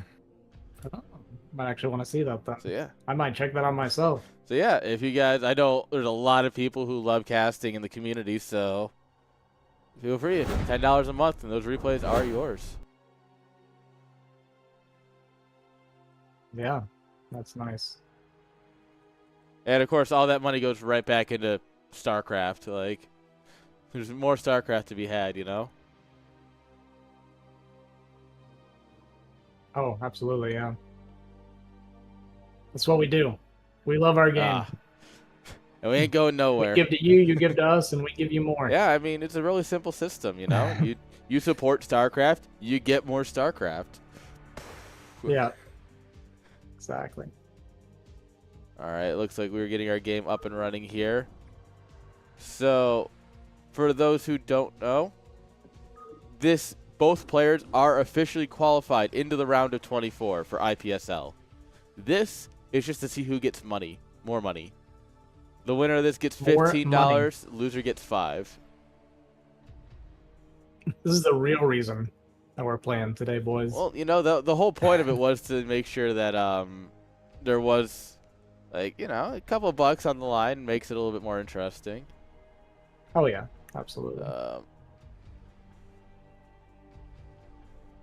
Yeah. All right, Vyncke and Dragon. It's hard to imagine anybody stopping Vyncke right now, though, honestly, outside of, like, Bonnet or DeWalt. And I'm pretty sure Vyncke even recently beat DeWalt, like, they did a show match or something, I want to say, and Vyncke actually took him down. So Vyncke is on point right now. Yeah, I mean, he's looking good, and this is going to be a true challenge right here. Like, not to say Doodle's no walkover, right? And we've covered that a lot. Sure. But, I mean, Dragon is just the next step up. Yeah. Yeah. Real quick, we'll introduce our players. Spawning here in the top left, we have, I think he's Hungarian, right? Or Hungarian. I believe so, yeah. Vyncke. Admittedly, my geography of that region is not the greatest. Actually, no, I think I'm wrong, actually. Was it Bulgarian? I don't remember. Doesn't matter. We'll figure it out. Go ahead. Say they're all the same. Start another war. In the top right, we have our Protoss player, Dragon. Wars has been fought for less, Ozzy. Let's go. Yeah, I shouldn't guess. I know not to throw it out if I'm not confident. My bad. Nobody judge me, okay? I'm sorry. He is from the Balkans. I'll go with that.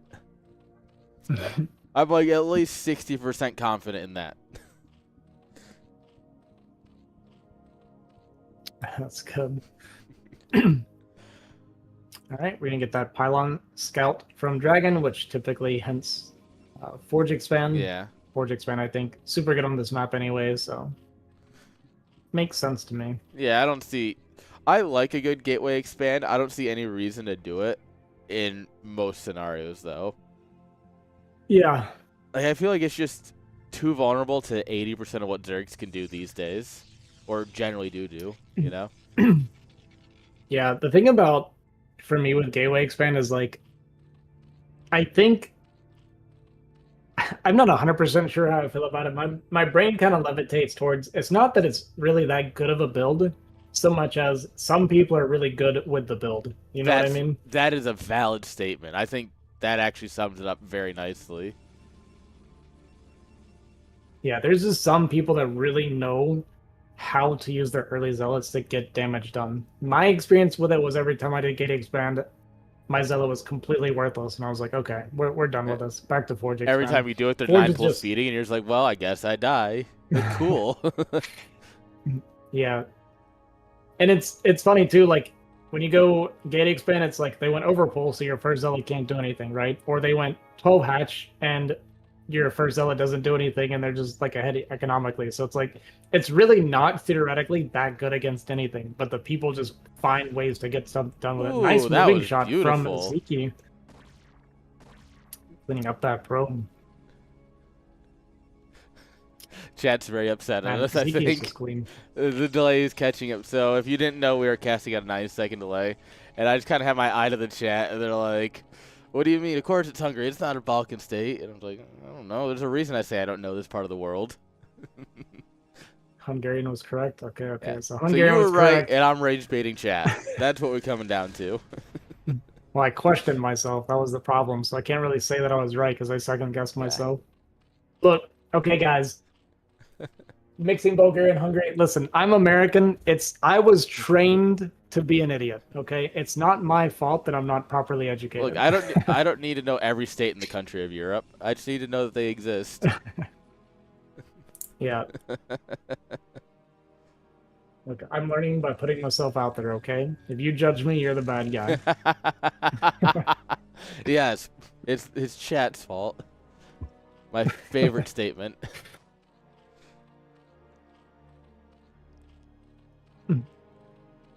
All right, probe gonna get in here. Gonna see the layers pumping along.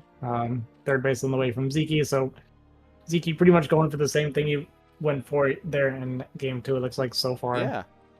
Against Doodle Doodle. Dragon doing the new wall design where you kind of put your gateway super forward, or well, technically you put your forge back, and then you can get cannons snug up on it, and it's hard. You can't Hydra bust the forge until you're ready to actually go in. Yeah. Yeah, I was kind of looking at this wall, and it's kind of interesting to me the way we did our cannons. I feel like it should be forward. A lot of times I like to do that. Yeah, I don't want to question Dragon because Dragon is way better than me, right? So I'm trying to figure out why we did it. You know what I mean? Yeah. Like, to me, this doesn't feel right because we got that low ground. But then I'm like, well, Dragon surely knows more than me. So what did he understand that I'm not understanding? That's the way I'm like trying to think about it right now. So my understanding of the build, when you do this, where you have your forge back, you should have the cannon usually 1 to 2 hexes forward, and the cannon or the gateway's like 2 hexes forward, and then the cannon sits on top of the forge, and that way it always covers, even if Hydras have range. But yeah, with this gap, I'm wondering if he's doing something different because of the trench. Yeah, well, normally you want your cannon back a little bit because it's better against the Hydra bust, Yeah. right? Because they can't like move up against your gateway and target them as easily. But because of the low ground, I actually would have thought it would kind of mitigate some of that. But looks like our probe does get cleaned up by these lings. Speed did finish, but our wall is more or less set up. He thought about it. Yeah, he did. He saw and he's like, I don't think there's another unit there. I can kind of sneak in, but change his mind.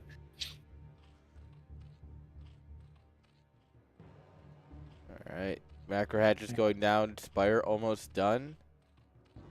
So enough time to come in here, see the Spire, kill an Overlord. Oh, where the heck are all the Overlords? He's gonna find one of the main. There he is. And he's gonna have just enough time to kill it, I believe. But it's kind of one of those timings where it's like you can kill it, but it's also a little bit dangerous on the trek home. Yeah.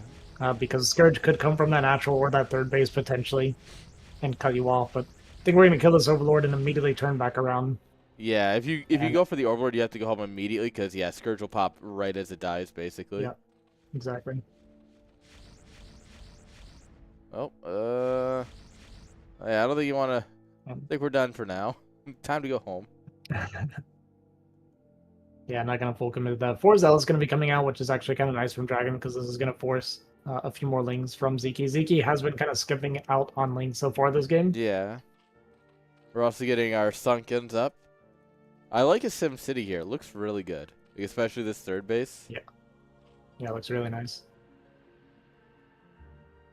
All right, so yeah, just a little bit of a poke forward, just kind of a, hey, you better respect my zealots, and then turn back around. Yeah, you force out the creep colonies, hopefully the Sunkens, some lings, and that's really all the damage you need out of that.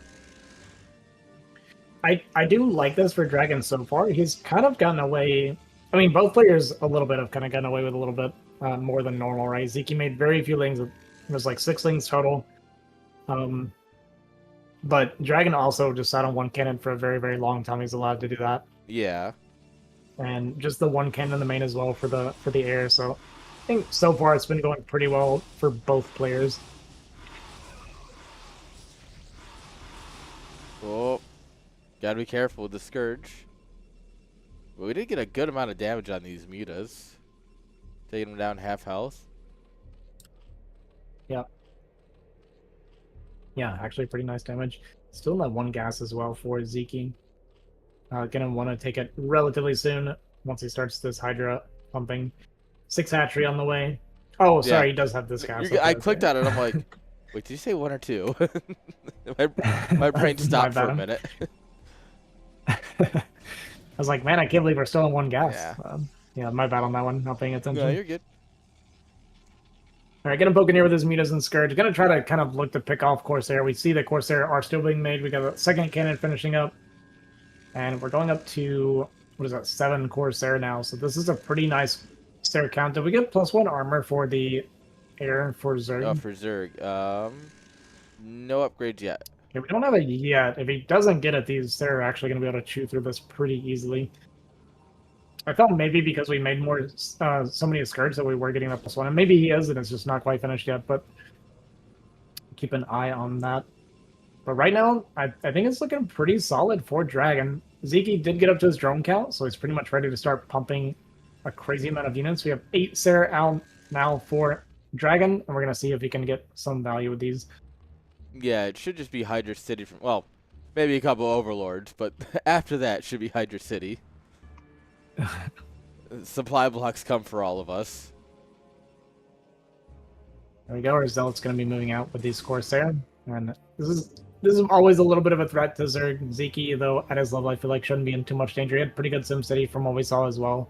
Yeah. So I don't imagine he's going to take too much damage, but it's always good to kind of test your opponent. Yeah, and this is just a battle of micro, right? Because you send the Zealots in, because they'll deal with the Hydras pretty well, because they have +1 in legs, versus the Hydras that actually +1 just finished as I was talking. But then the Mutas will come in to push back the Zealots, so you send in the Corsairs, but then the Scourge come in. And this is just a huge dance between the two players. That's a little bit of chip damage there, but Dragon did bleed off a few Zealots essentially for no gain. Yeah. And even made an extra cannon back at home. A little bit scared. I'm kind of surprised because we're sitting here with 4 Corsair. I don't think he recognized how few Hydras Vyncke actually had. I think he thought this might be like a huge swell coming, but it really wasn't that much yet. Yeah, I think his real concern right now is trying to deal with the Mutas.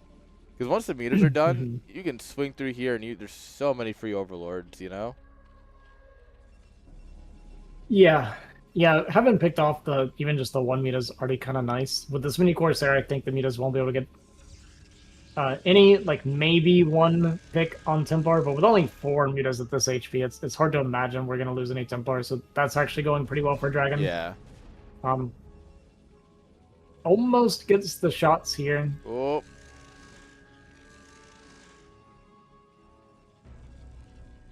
And I guess no lurkers either, huh? We're just all in on the Hydras, and that's pretty much it. We're just pumping tons of Hydras. Getting a little bit worried, actually, for Vyncke when Dragon supply is getting around the 160 mark with all the goons coming in. So he's going to have 4 to 5 Templar. They're going to be essentially full energy. We're going to have a bunch of goons coming in now, and we're going to have a death ball that gets very, very scary for Zerg to deal with pretty soon. Yeah. And that death ball will force its way right where... A lot of times you force it right between the natural and... Well, this will be the 4th base. You're just sitting here, the reinforcements come down, storm. Reinforcements come down, storm. And then you just kind of... Yeah, it's a rough spot to be a Zerg player. Yeah. 3rd base coming in behind this as Dragon starts to move his army forward, and you know, this might be a touch early, could be perfect. Like I said, Dragon typically knows better than me, so we'll see, but a little bit of clash here in the middle. We do have some lurkers that finished up here in the bases for Vyncke, and this is kind of that move out now that I was talking about a little bit with Protoss, right? Where we have this big, powerful, scary army now, right? Yeah. And we're looking to trade, but we got to be careful not to overcommit. Looks like Zerg's looking for the counter, though.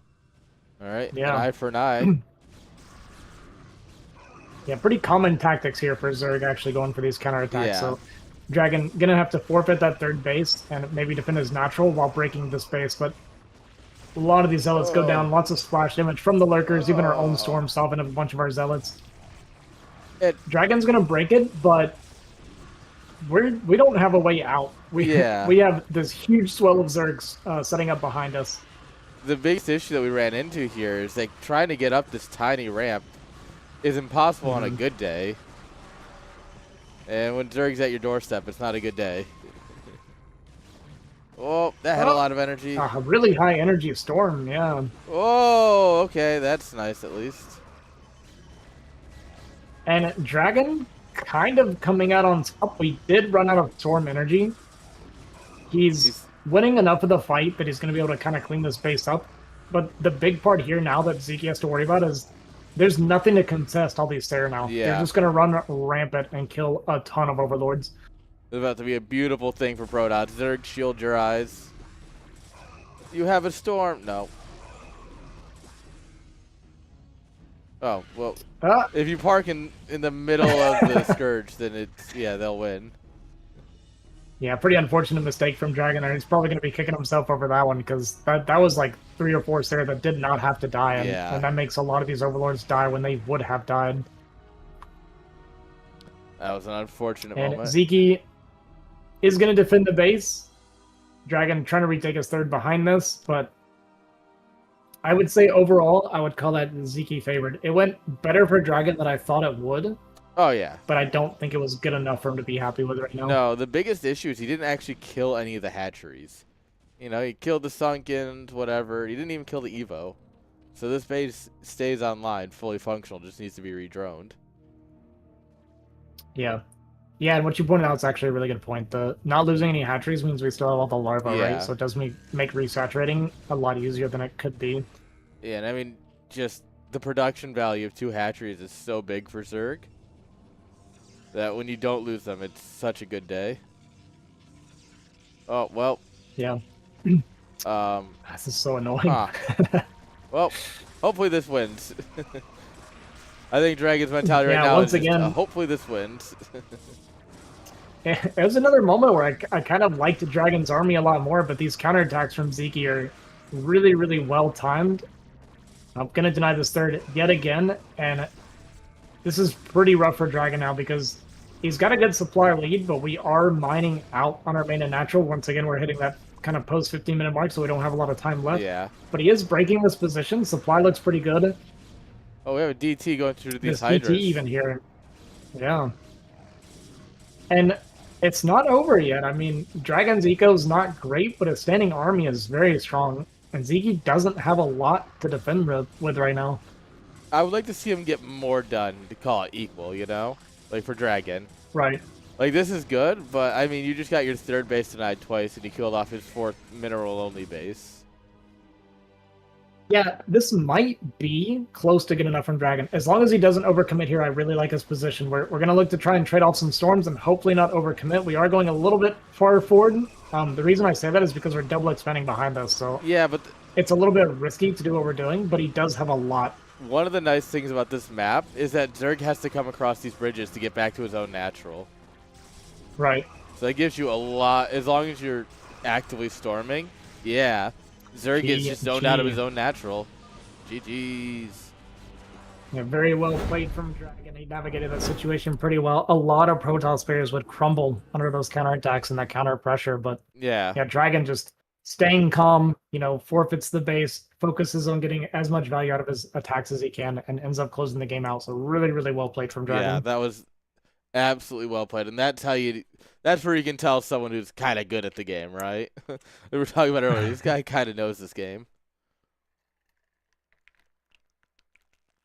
Yeah, that's a tough situation. The counterattacks from Zerg is it can be very hard to deal with. Yeah, and it's not like Skizzy was doing anything wrong. Yeah, or Vyncke, sorry. I always a little dyslexia kicking in. And it's just the understanding is like, all right, I need to counterattack here. I need to do this. I need to catch these Corsairs here. Everything looked right. It's just, Dragon's kind of good. Yeah, it's interesting. It's one of those games where I have to look at it a lot more closely because in the heat of the moment, I genuinely can't tell you what I feel like either player did wrong. I feel like both players, I really like their early game, their mid game. Yeah. Like, I genuinely don't feel like anybody made any like glaring mistakes at all. And that's the level that they're playing at, where you're watching the game and it's like, I don't know, man, both players look good, but somebody lost. So yeah, I absolutely feel like that's a replay that if you get your hands on it, you just sit down and review it 3 or 4 times and just, what the heck happened here? You know what StarCraft needs is a you know how in like sports, right? They'll have like a breakdown of like specific highlights and stuff. They'll have like just an hour-long breakdown of like a 30-second segment. That's what we need in Yep. StarCraft. It's just like some analysts who sit down and go, "All right, so this is the fight that happened here, and this is what really changed the game." Yeah. Like that's our Yeah. production value. That's what we need next. I can do that. I can do replay analysis. I love that kind of stuff. I do it on my stream all the time. That's one of the things that I would love if I had infinite monies. One of the things I would love is a lot more YouTube content. It was like fight breakdowns and stuff like that. Yeah. Yeah, that's the part of StarCraft that I really, really love, honestly. I love the analytical, like what are people thinking? Why are they doing these things that they're doing? Like, why did this work? Why did this fail? Like that kind of stuff. I love that side of the game. Yeah. And it's because StarCraft is such a great game for it, you know? Yeah. All right, spawning here in the top left, we have our Protoss player up 1-0 against Vyncke. We have Dragon, his opponent here. In the bottom left, the Zerg player currently down 0-1, but this is a great map for him to bring it back and tie it up. We have Vyncke. All right. Sorry. We talked about this map being Zerg favored. Let's see if Vyncke can really show us that. Yeah, I will say I like the Zerg or this map a lot for Zerg for hive tech play. Yeah. Vyncke has shown us so far today he has no interest in playing hive tech ZVP. Oh, why hive tech when layer tech good? Yeah, I mean, layer tech can be very strong. It can be like highly aggressive and kind of map control and pressure, that kind of thing. But it does get outscaled by the Goon Templar. Yeah. Death balls, basically. If you're gonna do something like just mass Hydra battle Zerg, you can't fight the Protoss head on. You gotta force them to continue ripping apart their army to defend bases and such. And yeah, and I think there were. Sorry, go ahead. And yeah, gateway expand or gateway opener at least. Oh, okay, a little bit different. But yeah, and I think you're right, and I think that's why Zeke is going for these kind of counterattacks, right? I think that's a little bit ingrained in how he wants to play his style because he is playing this layer attack, so he's very focused on the counterattacks more so than just the head-on fights. Yeah, that's generally what I'll do. If I can't slow Protoss down enough and they get that death ball, it's just, all right, some Hydras here, force them to split out Zealots or Goons, and then by the time they push in, I whittled down the army enough, or at least pulled it apart, where I could take a fight with the bulk. And then I lose anyway because I'm bad at the game. But, you know, it is what it is. It is what it is. But you know what? Vyncke can show us how it's done. I've got my notepad ready. All right, I will be right back. One moment. Yep, Sorry. Good. Illegal. Can't believe it. Fired. Drone comes in here. He's going to spot the gateway first. Probe comes in here. It's good. The probe's going to come in here, find that their lings are here, and go, son of a. So these Zealots are going to have to stay home.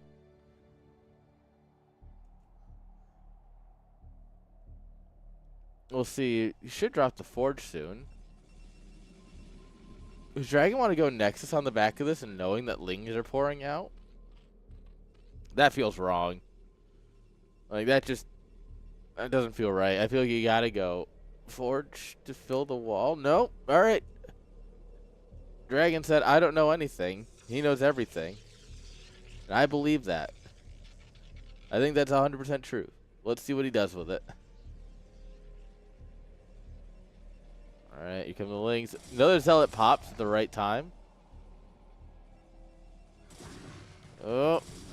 We're going to get in the base, but it's not like we're stuck with only cannons. We do have Zealots, so we can chase these guys down. And the back of this 3-hatch, pretty standard, or pro against the layer tech and such. Everything we've seen already. Welcome back. Sorry, I couldn't hold it anymore. I've been drinking a lot of water. No, you're good. I believe we have one more series after this. That's going to be Eon Zerg versus Wolfix. Okay, They're nice. Grab that. That's a tough one for Wolfix. Yeah. That should be a fun one. I mean... Oh, 2-0 Dexter. Wow. Yeah. Solid result. Yeah, that's solid. You know what it is? It's and a lot of us Terran players, we have this problem. Wolfix is one of the worst defenders. When he's like planning on playing or has signed up for something, he like dreads it so much and he plays horrible. So like quit playing, and we always play better when we take a break. Yeah. Like as long as we're not active, we just play better. I've definitely noticed that, where it's like, oh man, I haven't played it forever. I'm gonna suck. Oh, I just won 3-0. What? Huh? Yeah. Yeah, it kind of takes some pressure off of you. Yeah, looks like we have 2 zealots here at the third base. Is going to get cleaned up, traded a little bit against some of these lings, but we do have these 3 lings still alive in Dragon's base. Has he got any probe kills yet, or we just been running around? Just running around from what I've seen, but he got a couple to get down there. It looks like he must have got a couple more. 4 kills between these guys. Yeah. And he must have gotten at least 4 1 or kills 2 is pretty in here. good. Link speed did finish up as well, so now it starts becoming kind of a pain. Zyncke's been very good about when his links get inside finding damage done. We saw that against Doodle. Yeah. Looks like we're going to get another probe goes down. We're disrupting the gas mining over and over again, which is super important because Dragon, when you're playing Protoss at this stage, you really are going to need all your gas to hit your tech timings properly. And we see that Stargate's finishing, and we've got just enough to start our Corsair, which is not good. Yeah. No Citadel or anything. Oof, man, that's actually hurting a lot. We had to pull off 2 probes that had gas in their mouth. Oh, this one bounced through the minerals. Excuse me, sir. What are you doing there? Yeah, finally we made that cannon. This is something I talk about quite often. I personally just feel like just make the cannon. Like, if it's 3 or more lings and it's a good player, just make the cannon in your mineral line. You're going to need it eventually anyway, and the amount of damage you take from like pulling your probes off, Yeah. your minerals over and over again, like you take so much more damage than you spend on that cannon. Yeah. And it's something I've said a few times that I feel like obviously everyone tries to optimize their play, right? Because the more optimized you do, the better optimized your build is, the more likely you are to hit it right, and you can, outplay your opponent with that. I feel like sometimes we sacrifice just basic thing, like if you get a cannon here, it'll just solve all of your issues, but it's not optimal, No, I can get it with a zealot. Yeah. Yeah, but how many probes did you lose? How much mining time did you lose because you decided not to get it? Yeah, exactly. I think if it's like 2 or less, you should just micro good enough that you don't take it. Yeah, right? 100%. Take the damage, but yeah, it's kind of the same thing that I was talking about with the Sunken earlier, right? Where it's like technically it's suboptimal, but in some situations, like if you're not able to handle it well enough, then if it's better for you, it's better for you, right? Yeah. So... All right, we got 6 zealots moving across the map. This is a little bit of a scary breakpoint for Vyncke. The 3 zealots, 5 zealots, these are like kind of the scary combinations where you have to make a pretty good bit of lings to fight them off. So Vyncke is going to be making a lot of lings. And this wasn't just a fake from Dragon, he kept going. So if Vyncke didn't bite and he didn't make those lings, he might actually take some damage here. We do have some mutas coming out, which will put a timer on it. Yeah, with the muted, I think you just dive in and start clicking down probes. Like, you gotta accept that these guys are all dead. Oh man, this is no, we're not gonna get that Dragon Sunken at all. That's gonna survive. Oh, it's so close, but so far. That hurts. That was 6 zealots for a total of about 2 lings. That's really, really painful for Dragon now. I mean, 260 and I think damage part of that could have been, what? 5, 10... No, yeah, 5, 6 drones. Math is hard. Don't do math on stream. Yeah. Yeah, no, it's 100%. It's I think he committed because he had taken so much damage from those initial lings, right? That he felt like he needed to get something done to kind of bring it back, and he was kind of hoping, I think, that Vyncke maybe missed a few beats and he could find some damage, but not gonna happen. We've got that double Stargate now from Dragon. Oh, not on hold but position. The zealot count's been completely reset. Gotta make sure you hold position in your wall. We went 5 mutas, but we're not gonna try and harass them or anything, or just chilling at home. DT. DT with double Sarah. Love to see it. Corsair DT will never die. Invisible Man can't get out because there's another one in the wall. It's like, wait a minute. Yeah, do you think they can see each other? Like, do you think this DT is like, why? Why can't I get out? You know, I've wondered that. Dude, Zeke saw that. That's crazy. That's crazy. So Zeke knows the DT's walked past that lane. Yeah. So he's fully aware of the situation right now. But what can you do the question about is, it? does it matter? Yeah. It's cool to know things, but at the same time, like, I guess Overlord speed finishes, which helps a lot. At the same time. Yeah, that'll actually help a ton, but perfectly timed, too. Alright, we tried to dive a cannon, but cannons are kind of good. Oh! Well, we lose this there. Yeah, but this is really good from Dragon so far. Killing all these Overlords is really nice. He actually got pretty decently ahead in supply again, which is kind of wild. That was a nice little disruption there from Dragon to kind of throw Zeke off his game a little bit. Does he have any Storms at home ready beyond this? No. No. No Templar yet. Oh. None of the high Templars, only the dank Templars. Yeah, it does get back in here with the Corsair and DT and actually kills some drones, kills a couple more Overlords, but we're pretty much done with our Corsair at this point. I think we've bled off quite a few. Yeah. Zeke looks like he might be gearing up to push in here, and this DT comes back and gets a few more kills. Oh no, we're definitely not pushing with this amount of Hydras. And Dragon now kind of returning the favor for Zeke being annoying with his counterattacks. Now Dragon killing so many Overlords, forcing the rebuild of so many drones. Yeah. And he may have pulled himself back into this game a fair amount now. No, this Corsair DT harass has been very good. I mean, at this point, he's going to trade out the Corsairs, but if he doesn't micro anymore.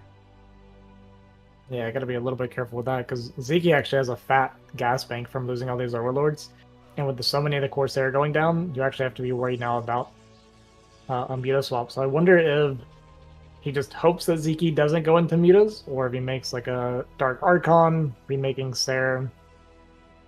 I guess at this point, he'd probably hold on to remaking Sarah since he got the double Stargate. Yeah. I like the Dark Archon play, like just as a lover of the game.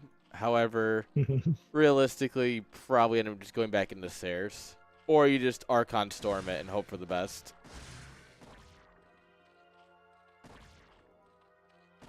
Well, we're making Scourge.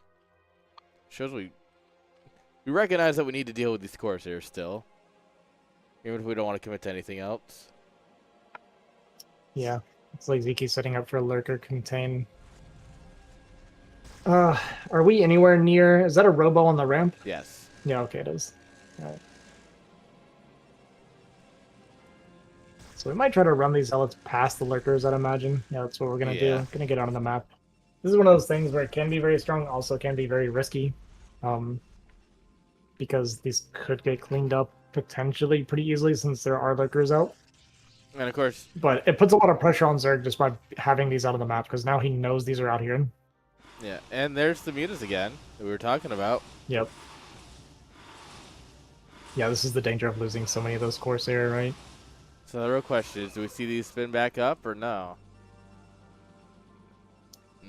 Yeah, he might feel like he's too far behind to go back into Corsair. So he might just try to get his death ball up and hope for the best. Yeah.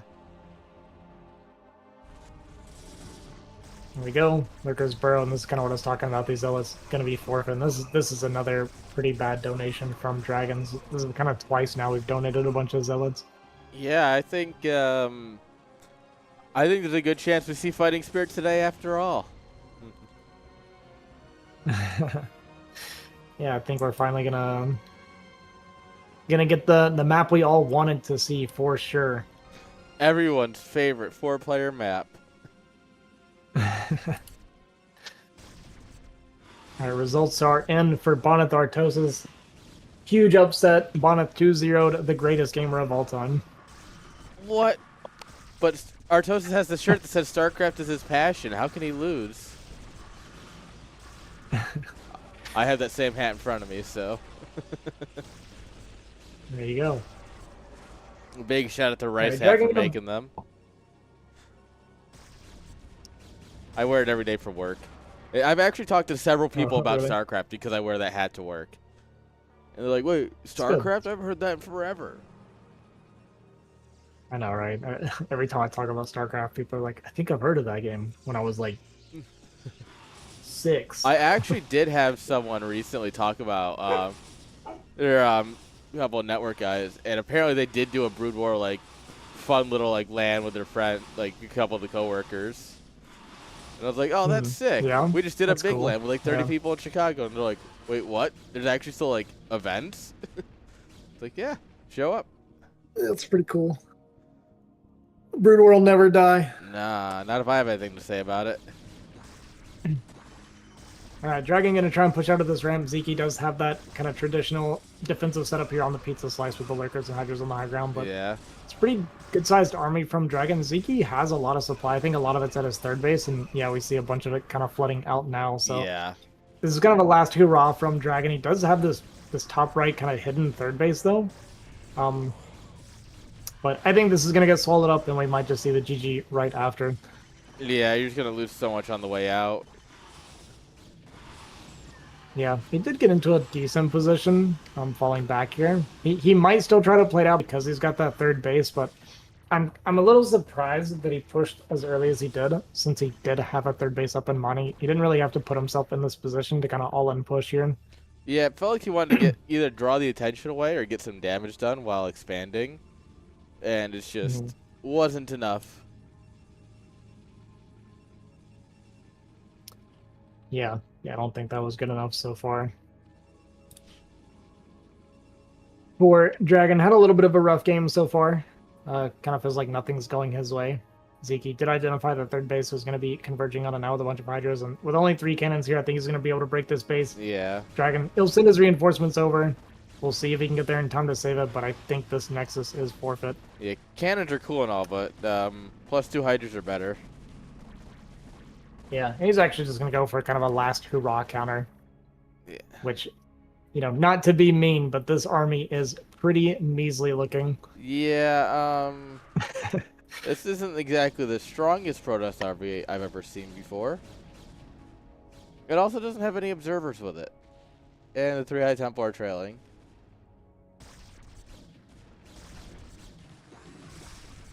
Like, I don't know what he expected, to go up that ramp and just not have lurkers there. GG is called. Yeah, he just felt like he needed to try, I guess. You know, didn't want to let it go if he didn't have to. Yeah. But he knows unlikely, so GG is going to be called, like you said. Going to tie the series up 1-1. And we are going to the greatest map of all time, boys. Fighting Spirit. Everyone knows it. Somebody loves it, I'm sure. It's Fighting Spirit.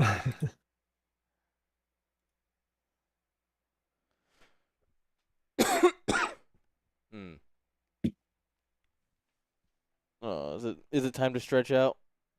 My puppies have decided that it's time to fall asleep because it's always nap How many dogs you got? A couple of pit bull terriers. Nice. Yeah, I mean, look at that vicious machine right there. Yeah. Yeah, for sure. The only thing she kills is treats. Yeah. It's good. It's cute. A couple of cuties. Not much of a dog person typically, but fair. Still respect the animal, you know? Yeah. I grew up with dogs, so I'm a big sucker for dogs. Yeah. I grew up around them, that's why I learned to hate them. Fair. I understand with how dogs can be, especially based on how they're raised. Understandable. Yeah, and that's what it actually really comes down to. I know we're getting off StarCraft, but like whatever, right? I don't care. This is my tournament. We can talk about whatever the hell we want. But yeah, my hatred, okay, of dogs is more about I'm aware that it's more the owner than the dog, right? It's not the dog's fault. It's like hating a kid for acting like a brat when his parents taught him how to be a brat, right? Yeah. It's not the kid's fault. Well, the parents say yes to every time the kid asks for something, and then, you say no to the kid, he starts crying, Right. It's not really the kid's fault. He's kind of the way he was raised. Yeah. Exactly. So what I was saying is you should be able to hit other people's kids. No, I'm kidding. Don't put that on the internet. But look, I live in Alabama, okay? That's not too far off from how we feel like it should be. That being said, no, don't hit kids, okay? Just disclaimer. Probably shouldn't hit kids. Probably. For legal reasons, I'm not going to give any absolute answer.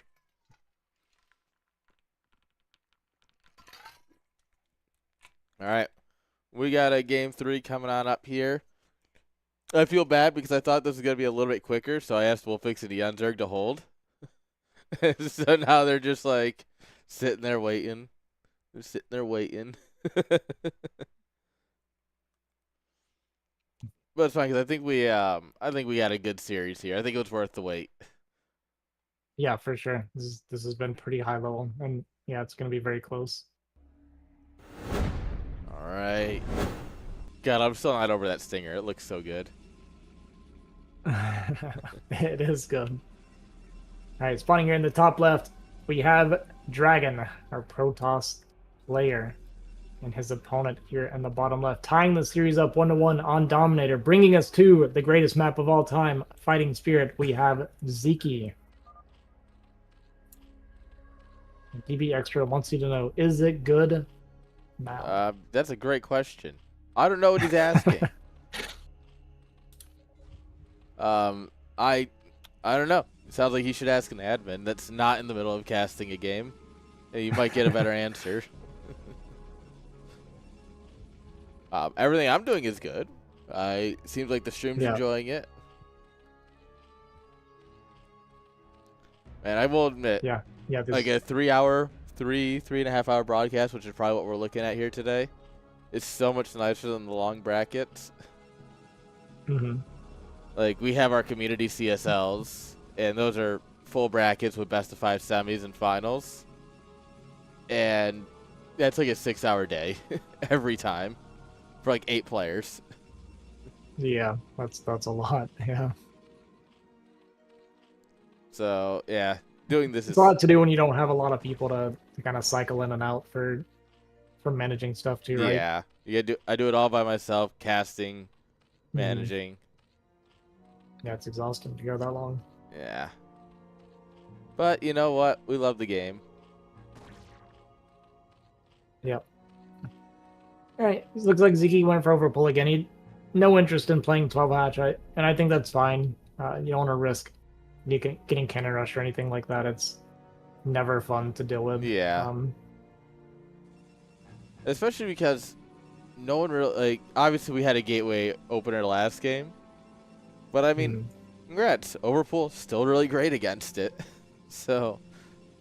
Yeah, exactly. I think overpull is just a reliably strong build. Like, you're not really at a big disadvantage or like hurting for it or anything, right?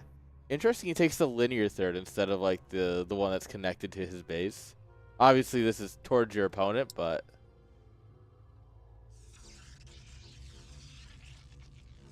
Yeah. Typically, if I saw that forward base there at 9 o'clock, I would immediately start assuming this is screaming 973, right? Yeah. But Vyncke has shown no interest in playing 973. Definitely more of a kind of a macro style so far out of Vyncke. Yeah. And I like that. You know, I like a good 973 here and there, but I do love some big macro games a lot more. This cannon's open a little bit late. We could have just hit. I think we could have probably killed that cannon while I was still building. Because you just have all that surface area on the front.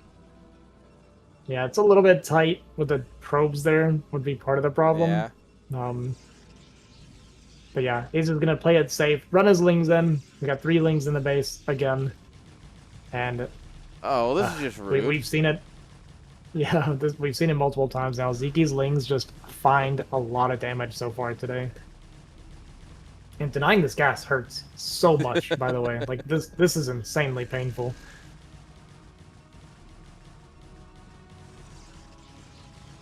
He's going to end up having to take, like, his natural gas. Yes. Okay, we did do the pylon and cannon this time in our main. Yeah.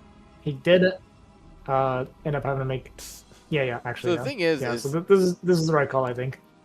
I think it's if it's on the top or bottom. I don't know about the side, but Lings can sometimes just kind of slide in there between the Nexus and the cannon. But I think that's the top or bottom. I'd have to double check the measurement. But yeah, we also, got two probes like this, by the way. 2 probes just died while I was yapping. We killed 2 probes, and he might actually run down to the natural now. It seems like Zeke's been pretty good about spotting any potential openers. Did try to find an angle there on the gas and lost 1 more Ling for it.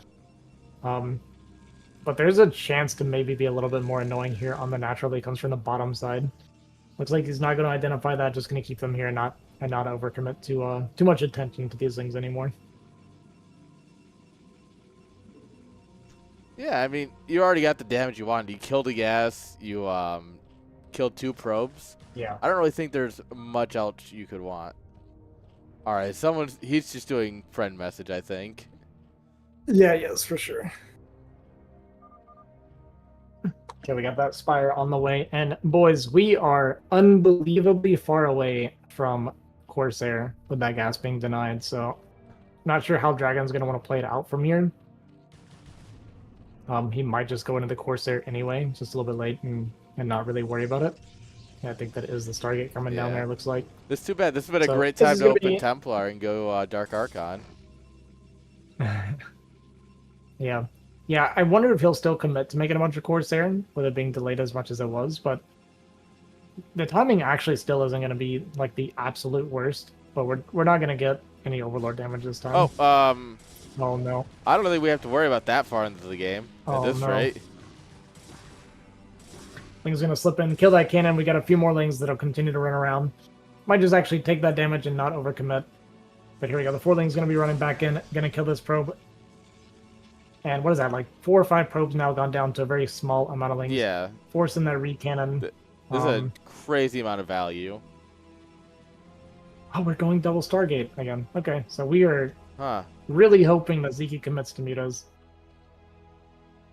I mean, to be fair, game 1, the Corsairs did really well. I guess that was a single. Yeah. Wasn't that a single Stargate game 1? Or am I mixing my games? Yeah, it was single Stargate game 1 and then double on Dominator. Yes. But that's a good point. He's been getting a lot of damage done with his Corsair today.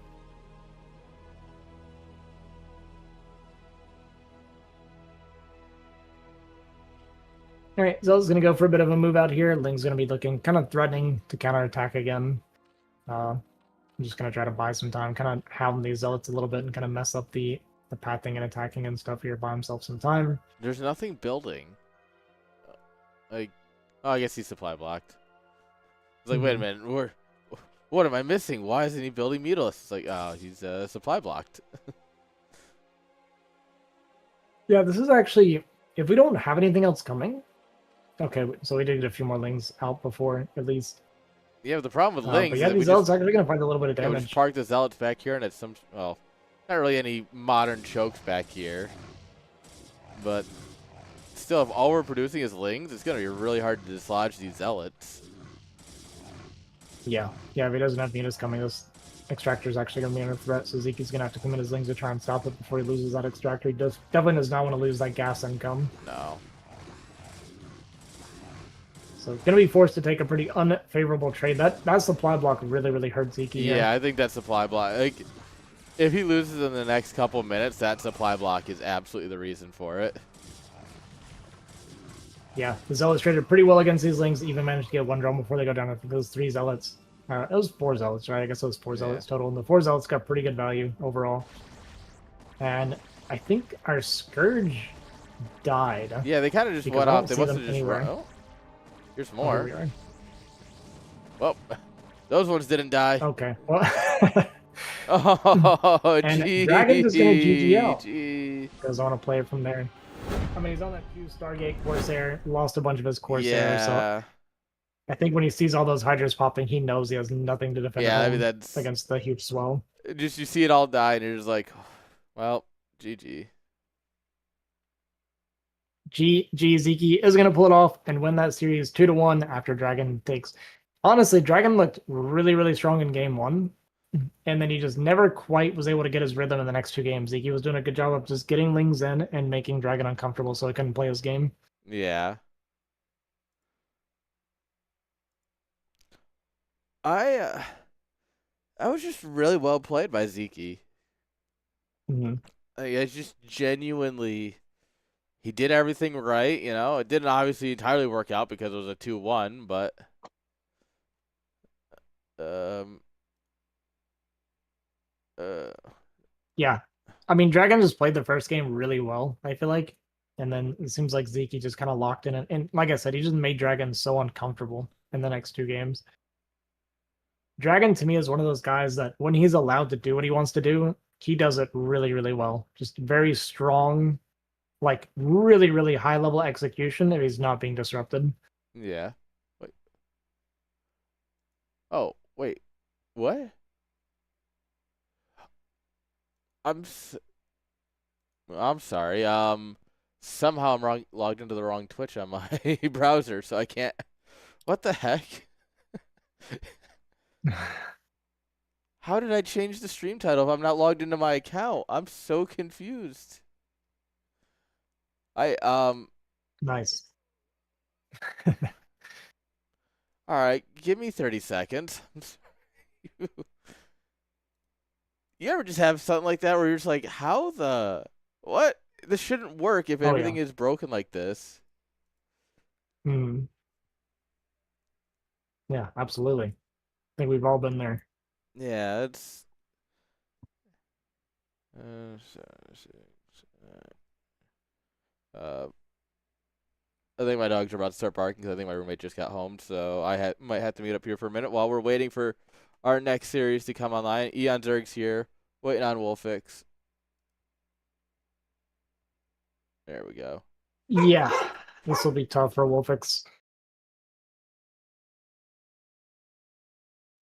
Wolfix. Well, I don't know, actually. I'd imagine it's Eon Zerg favored. Eon Zerg, I mean, he's such a strong player, but Wolfix has kind of an unorthodox style, and Eon Zerg is actually pretty aggressive. Wolfix likes to do a lot of 1-1-1, right? He'll do Yeah. 1-1-1 into mech, he'll do 1-1-1 into bio, but he tries to avoid the muta stage as much as possible.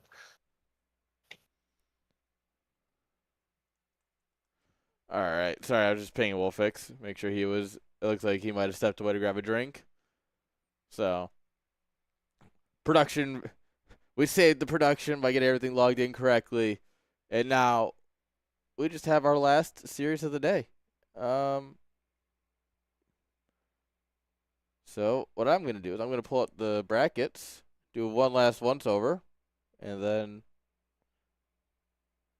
I don't know. Honestly, I didn't really eat anything today, so my brain's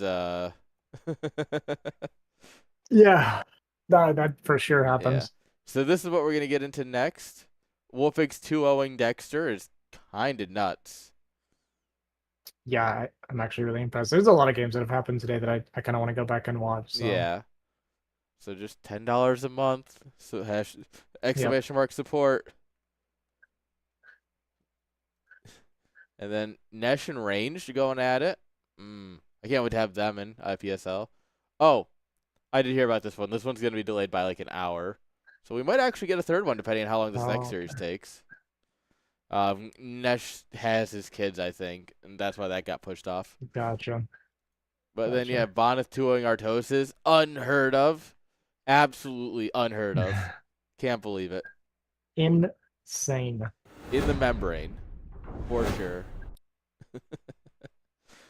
All right. While our players get everything set up. Uh, uh, All right. uh,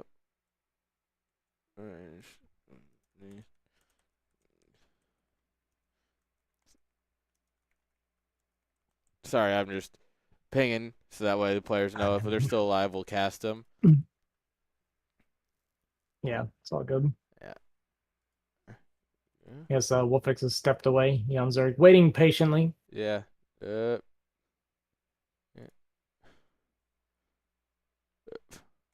as he is known for. Beyond notoriously patient. All right. I guess I'll just host. All right. Oh, there you go. Someone finally made a lobby. I'm like, no one's gonna make a lobby. I'll just make a lobby.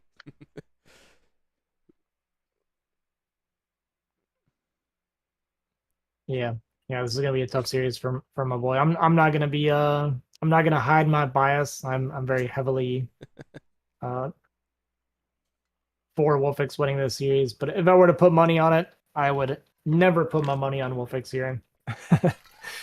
Well, you just, but I hope he proves me wrong. he's just gotta make it out of his group. Yeah, and he's already qualified, right? You're saying Yes. So these matches Nice. are only for money. Both players are already qualified. And then once we break down the round of 24 groups, it will be like the tier 1, tier 2, tier 3, tier 4 players. Similar to how ASL does it. Very nice. Very nice. Yeah. So we Yeah, it's cool then. So we got a lot of great players qualified already then. Bonnet Artosis, Zeke, Dragon, Eon Zerg, Wolfix, Nesh, Range. Like, yeah. these are all really, really good players. And I'm friends with most of these guys too, so Yeah. really happy to see it. It's always fun when you get to know the top players. And then it's like you see Yeah. them do well and you're like, I like that person. It's great to see them do well, you know? Exactly. But it's also twice as crushing when they don't do well and you're just like, oh no. Yeah. You think so? For me, it's when my friends lose, it's twice as rewarding because I get to go make fun of them. Okay, I guess that depends on the friendship. That's a valid point. All right, let's get into the game number 1. Oh, I forgot to mark off that. There we go. Now we can do intros. All right. Spawning here in the top right corner of Knockout, we have our Terran player from Poland, Wolfix. And as I said, from Poland, I realized I have no idea where Eon Zerg is from. Our Zerg player in the bottom right, we have Eon Zerg. Well, if there's any one thing that I'm sure of, is that we can say somewhere wrong, and then in 90 seconds, chat will be filled with the right place. So I think he's from Spain. Go ahead, chat. Okay. Go ahead. Run with that, chat. We'll see how it goes. I think he's from Australia. Him and Zeski just trying their best to play games. Yeah, I do have actually a guess where he's from, but I'm so like not confident this time that I'm just gonna keep my mouth shut. That's fair. You see, the nice thing about casting is that I just enjoy being confidently wrong. Right. All right. Looks like we have a 4-8 rags. Yo, by the way, 5 gifted subs from my mom. Thanks. That's sick. Yeah, really nice. Thanks for the support, guys. Like we said earlier, your support leads to more StarCraft stuff. So you give to us, we give back to you. Yeah. And all right. My hope is that, you know, with IPSL, everyone's going to love it, and then more people want to watch it, and it's just going to be more incredible. It's a feedback cycle, right? People like it more, so they watch more, and it gets more awesome, so more people watch it. Yeah. We got the 4 Drax here from Wolfix and the gas behind it, so it's going to be kind of marine pressure into Vulture. He likes to do this. I think this is a really strong build. It can really knock the Zerg off of their off rhythm here, which is really the main purpose that Wolfix is going for. Like I said, his goal in every game TVZ is to do whatever it takes to avoid the Muta stage of the game. Understandable. Yeah, and he's actually playing a really good angle. There's not a good drill angle here for Yunzerg to get his drones. He's trying to go out to the left here so he can try to get them to drill across that left side of the bridge. Yeah. So far, no drones going down. Here we go. This is the look drill. at that.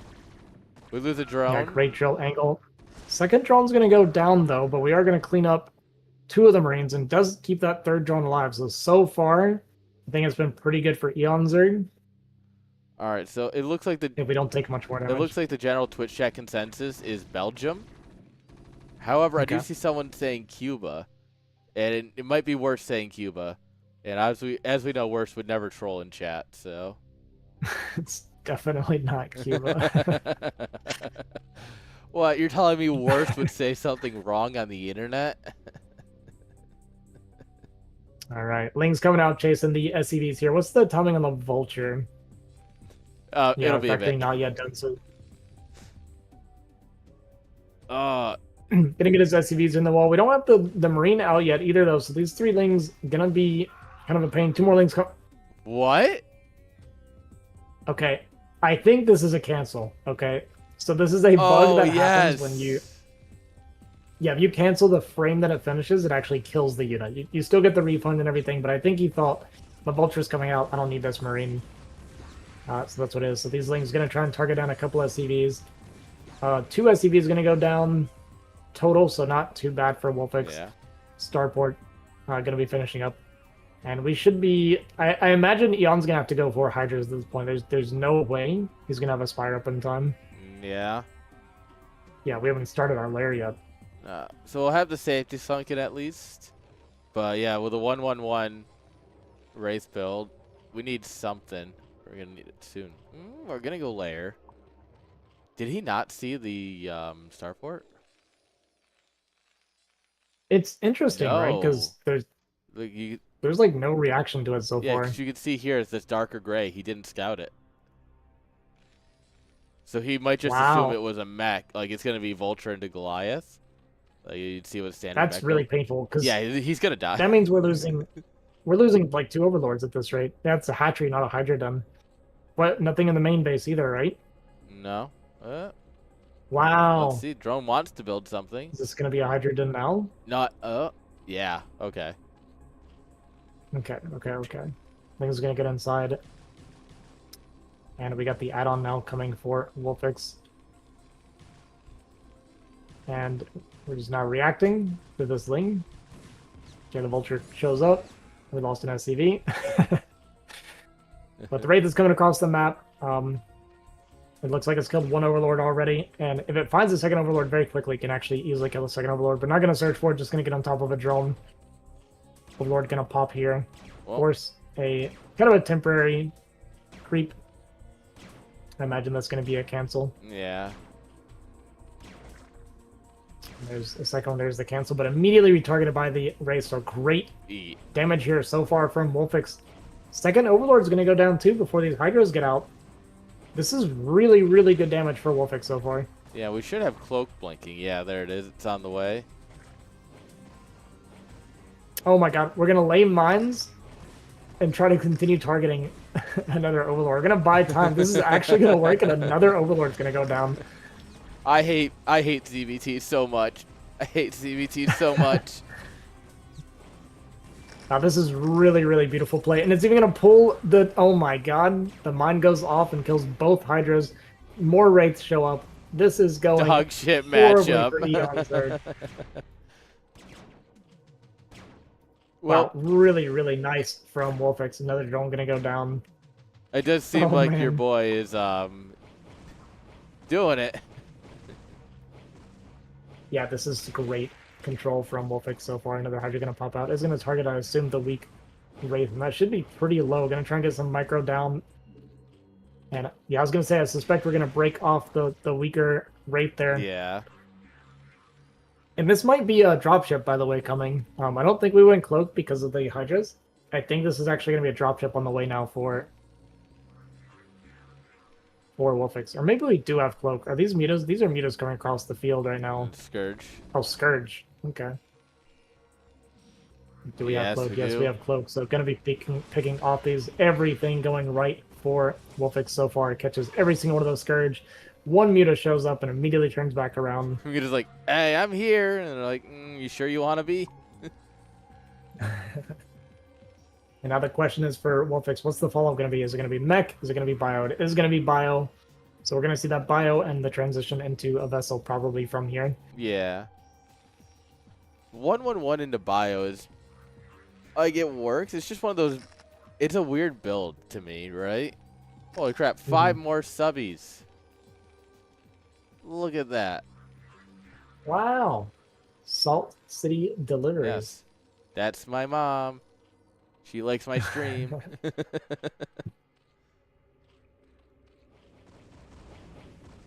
Whoa.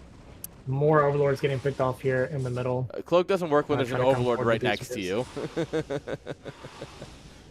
Yeah, pretty big mistake actually from Wolfix losing these 3 Wraith, and now suddenly a game that was going so well can kind of be torn open here with these mutas. This is a lot of mutas here. Yeah. For Eonzerg, and we don't have an answer anymore.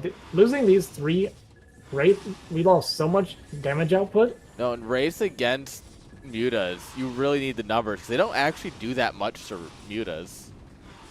Yeah. Thanks to damage typing. Wow. So suddenly a game, the game kind of gets even up a pretty good bit here, and I would even argue that Wolfix might be in a bit of trouble. Great micro here from Eonzerg, picking a lot of SCVs off on the outside. I see why he doesn't play the muta phase of the game. Trying to catch this Overlord back here, but is going to get chased off by the mutas. Yeah, the game's suddenly falling apart here for Wolfix. We do have probably a Vessel on the way with a Radiate, but we're really far away from being able to use that. Yeah, this is not good. Turrets are just falling because we have no support for them. I can hear Wolfix swearing in a Polish right now, 100%. There's no way he's not. He knows he had the game in the bag with how much... he did an insane amount of damage. If you listen... And then that one blunder... If you listen closely, you can hear the kurva from here.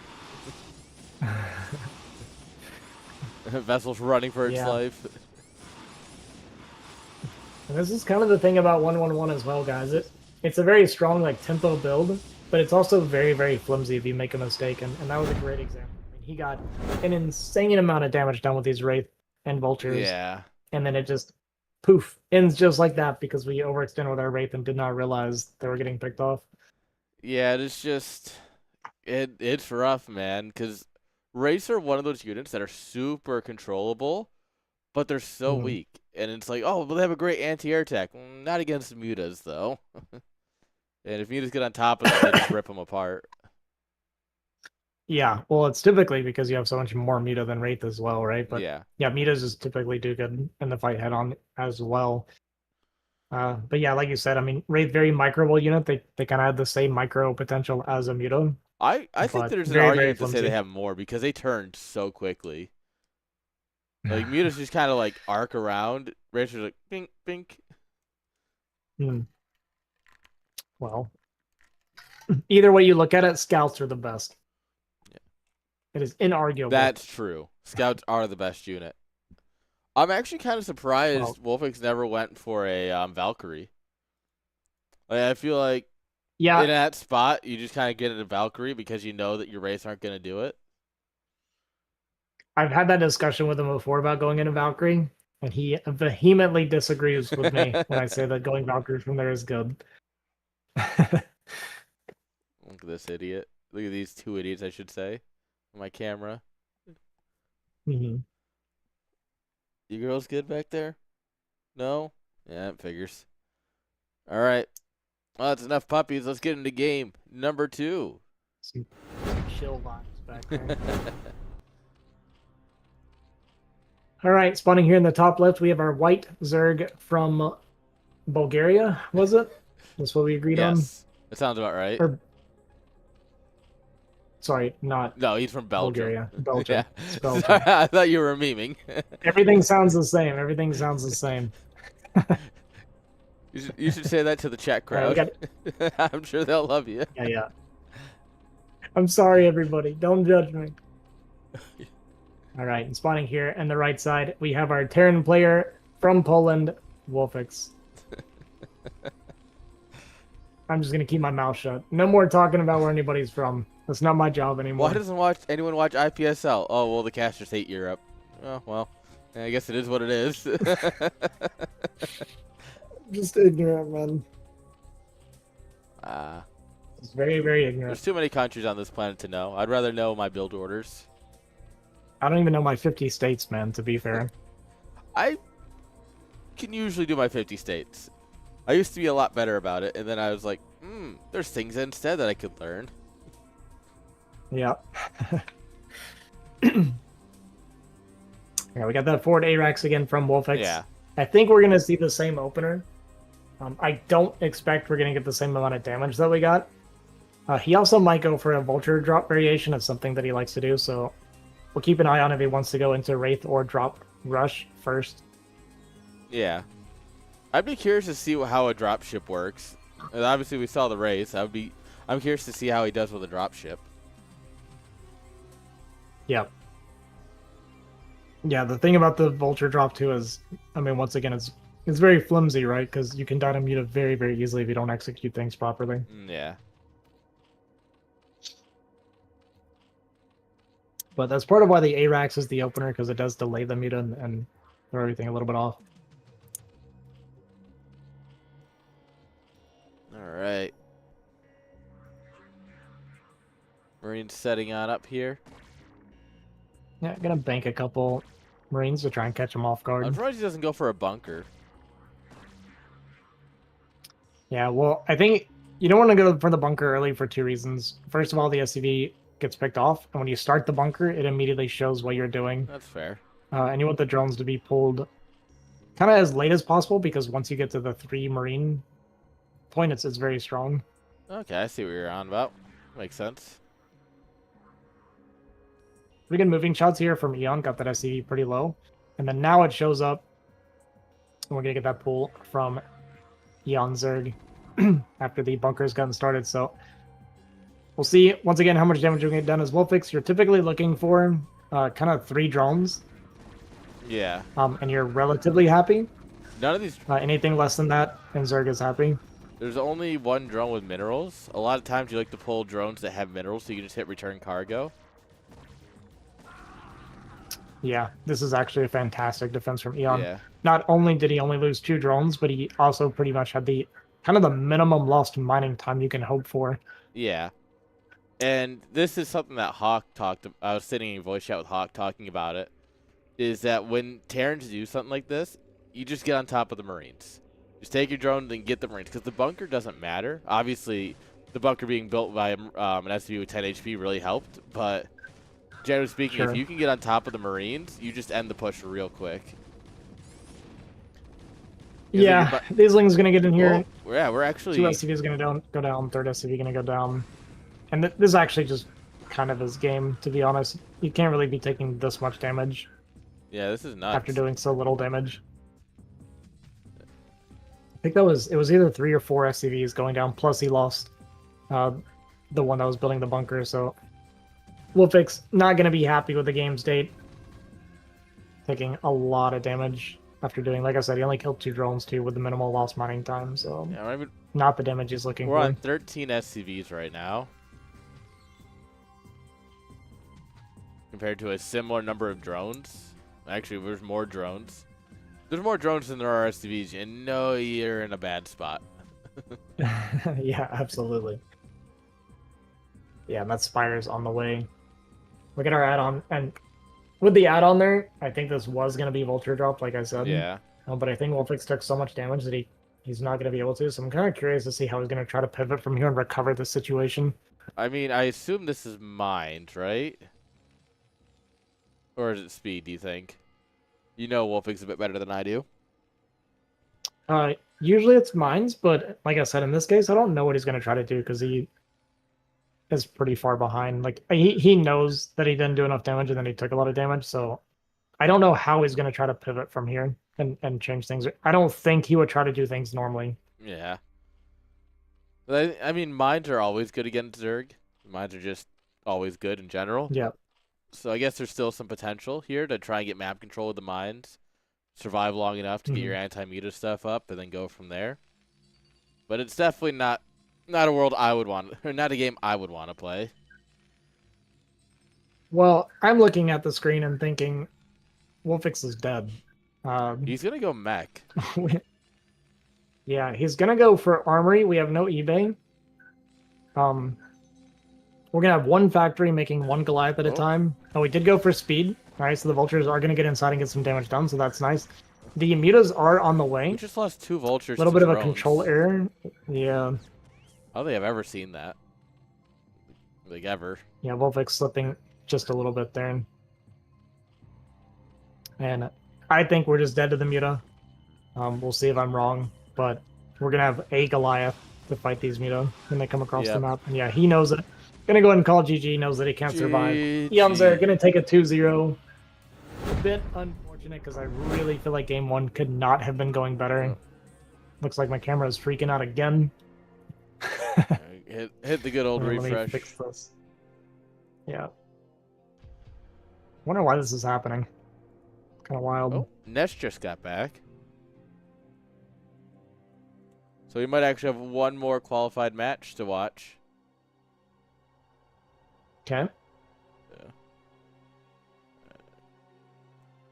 Who doesn't love some Nesh? Nesh versus ranged, you know? Hmm. All right. Ranged hasn't replied, so there might be a minute here. So what I think we'll do is we're going to go ahead and take 5, and when we get back, we will have the next one more series for you guys. Don't go anywhere. We'll be right back.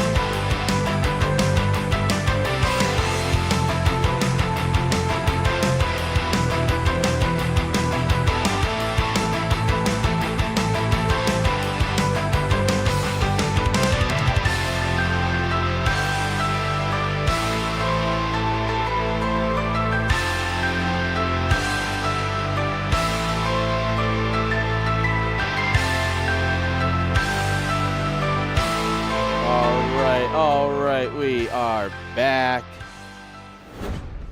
Cast your deaths. So, boys Oh, man. and girls. It has been a great day of StarCraft, and unfortunately, it looks like Nesh and Range might not be able to make it happen. But that just means we get to talk to you guys about what's coming up. Which means if I hit the calendar button... Aha! I do know how to work OBS. I'm not sure half the time.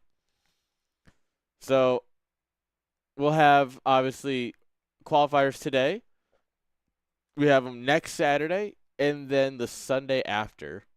Which looks a little weird on the calendar, but, you know, it is what it is. Yeah. Yeah, it looks a little weird, but, like, obviously we'll have, like, our other community events in here, like our Tekken tournaments and our StarCraft 2 stuff. So, you know, a little bit of space is helpful.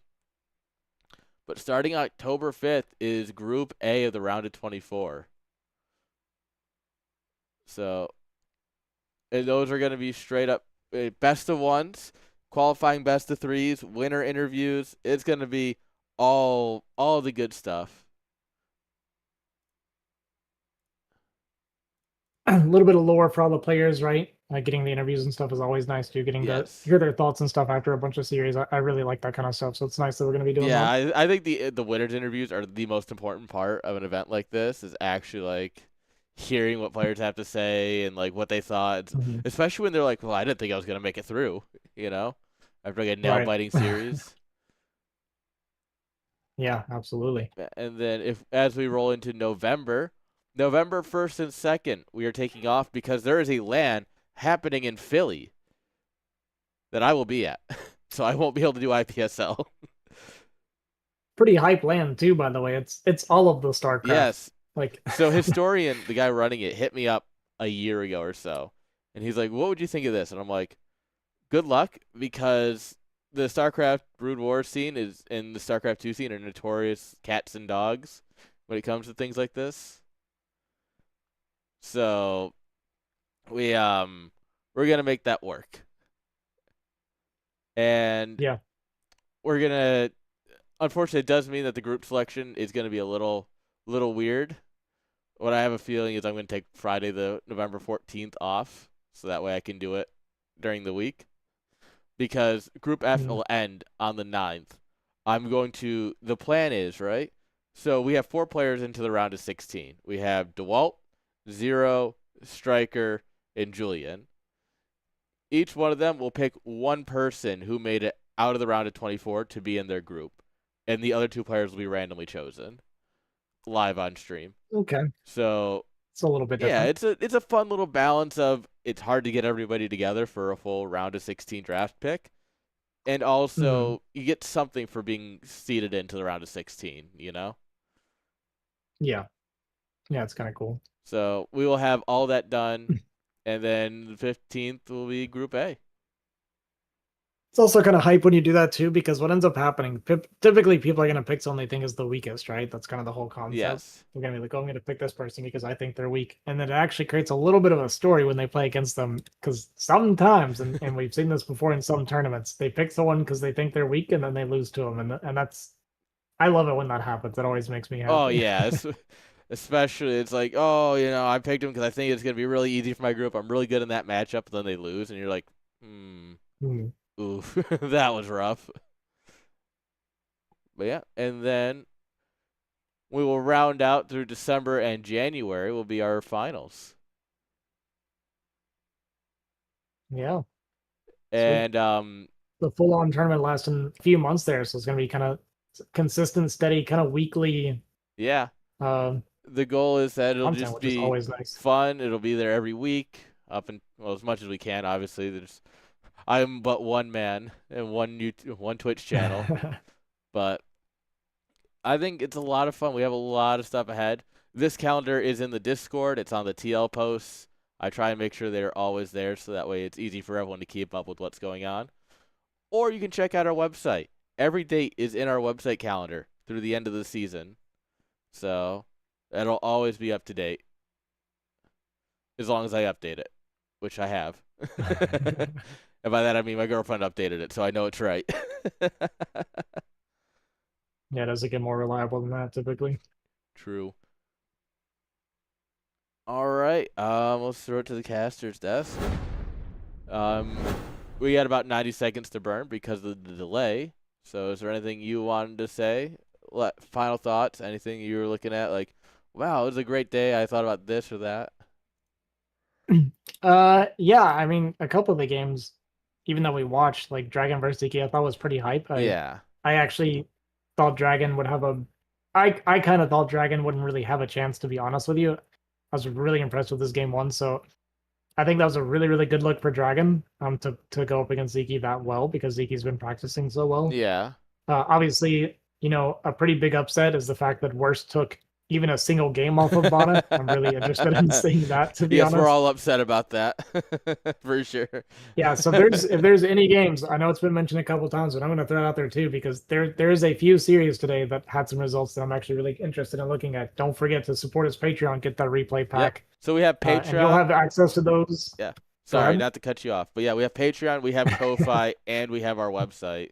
The website takes the least fees, so and that also will support PayPal, Afterpay, like it literally supports everything. But if you want, I always use Patreon, or I always use Ko-Fi. We have those; they work fine, they're great. Every dollar counts. It's just if you don't happen to use those already, you can go to our website, support directly there. And we just have less fees, so more of your money actually goes into StarCraft instead of to the pockets of PayPal. Yeah. All right. It's good. It's a good thing to consider then. Or Jeff is the guy who runs Patreon, and he has a funk cover band. And so if you support Patreon, all your money goes to a funk band. It's actually really good. Scary Pockets, I think is the name of it. Sorry, this is a totally random thought. This is like a very random tangent that I learned like years ago, and it was really cool. But yeah. So thank you all. Feel free to support. If you go to our website on the support link, all the buttons are there for all of everything. So yeah, that's it for me. Right, sounds good. Hope you guys enjoyed the games. Thanks for watching the stream, guys. I think we had a lot of fun here. We got a lot more coming in the future too. So stay tuned, keep up with everything that's going on, and we'll catch you guys later. Peace. Peace.